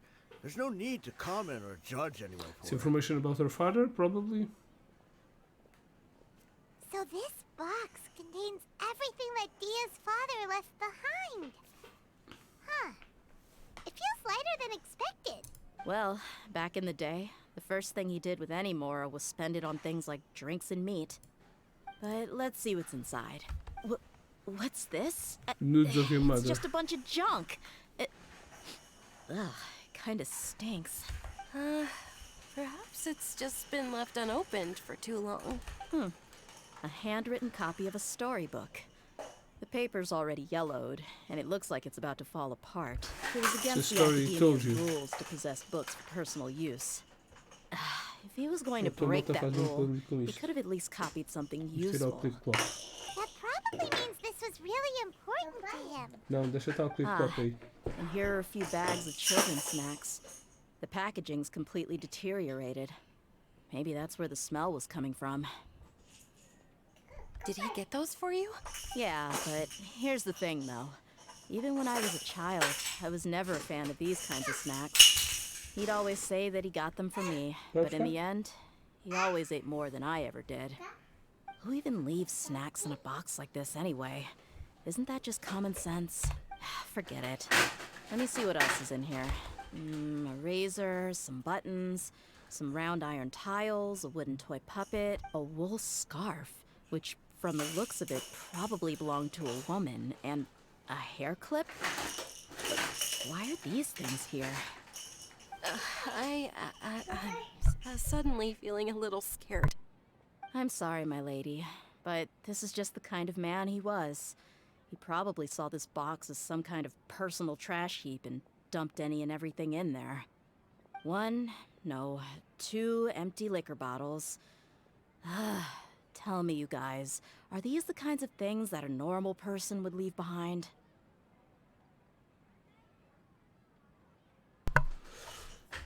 Probably not. What an interesting man. There's something in the bottle. Oh, you're right. All right, I got it out. It seems to be a piece of paper with some writing on it. The bottom part's all damaged from moisture, though. Let's hope the writing didn't smudge. I was suddenly seized with an urge to write a letter after finishing this bottle. I just folded it up and left it in the bottle, though. If I end up forgetting about it, it won't really matter. To Dia. It's a letter for me? You don't need to read it out loud. It's all right. I'll just read it out. If he went to the trouble of writing a letter, there must have been some important things that he wanted to say. Or at least record down. My condition's becoming worse and worse. Can't even walk without a cane anymore, much less go out and have fun. Guess I don't have many days left. If you're reading this letter, then I suppose I'm already long gone. You were adorable as a baby. Everyone loved you. And regardless of whether you were crying or laughing, everyone enjoyed having you in the group. But once you grew a bit older, you were no longer nearly as happy and cute. It's probably Idrisi's fault. He was never up to any good. Can you believe this guy? He can point the finger at himself. Anyway, back to the point. To summarize, I'm writing this so you would know not to feel sad for me, even if you end up finding out the truth. The reason being that I was never your father to begin with. Wasn't expecting that. Wait, what? Surely, he must be joking, right? I don't know. I was quite formidable when I was young, and 100 times cooler than some so-called flame main. Really felt like the whole world was under my feet. With just a teeny tiny bit of effort, I felt I could rule over the entire desert. But as fate would have it, I went out into the desert for a drink one day and discovered a baby in the sands. It was you. You were just lying there, small and helpless. You were so tiny that if the wind blew for just a little while longer, you would have been buried forever. But your cries were so loud they made my head hurt. Now that I think of it, you really were a bundle of energy. Sounds like he's serious. I told Idrisi and the others that I had slipped up with a woman while out and about. None of them even doubted me. I'm sorry that I had to lie to them for so long, but I really had no other choice. I was their most esteemed leader, after all. Not like I could just tell them that I suddenly wanted to play at being a father. At this rate, I'll puke up all the liquor I just drank from this bottle. Anyway, Dia, You possess the kind of freedom and kindness that we could only dream of. As far as how you should live your life, that'll be up to you to decide. That's the end of the letter. In the end, he was still thinking of me as a little child. But isn't that also a good thing? I suppose. Or I would have suffocated under the sand a long time ago. He was a good father to you. The fact that he wasn't a blood relative doesn't change that. Yeah. It's just a pity that we had to learn the truth of everything like this. Do you already have some ideas about the decision that he wanted you to make? I do. If he first found me alone in the sands, then I want to try my hand at finding the person who abandoned me. I just have one wish. To tell them a story. That there once existed a childish and foolish jerk with a heart of gold. And that only under his care was I able to grow and mature into the person I am today. If you end up finding any leads, can you share them with us? We go on adventures all the time. Maybe we'll be able to find some information for you. Sure, I appreciate it. I wasn't expecting you to be so enthusiastic. I also don't want to see his efforts go to waste. Don't want to stop going forward. I'll help too. Thank you. All of you. Thank you so much.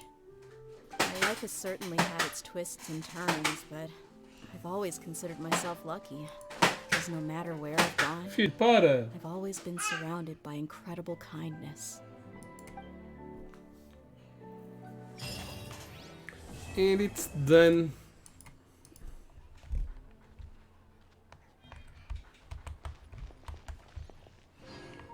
Okay, I was thinking this story is kind of cool. The story pretty cool about his father, about her father. It was a cool guy. She thought it was a bad guy. Blah blah blah blah blah. And after the last letter, it all went uphill. We were expecting, I was saying downhill. No, it turned out even better because he was not her father, and I was not expecting that. And I love. At the beginning, I was thinking maybe he's not her father, but then just passed my mind that that maybe a little stupid. But now, in the letter, he said that he was not her father, and even so, he did so much for her. Pretty cool story, their story. But yeah, that means that we've arrived to the end of our live stream. Thanks for watching. Don't forget to subscribe and follow and all of that stuff. Links down below for all of the social media and stuff. And yeah, that's all for now. Thanks for watching and have an awesome gaming time. Toodaloo.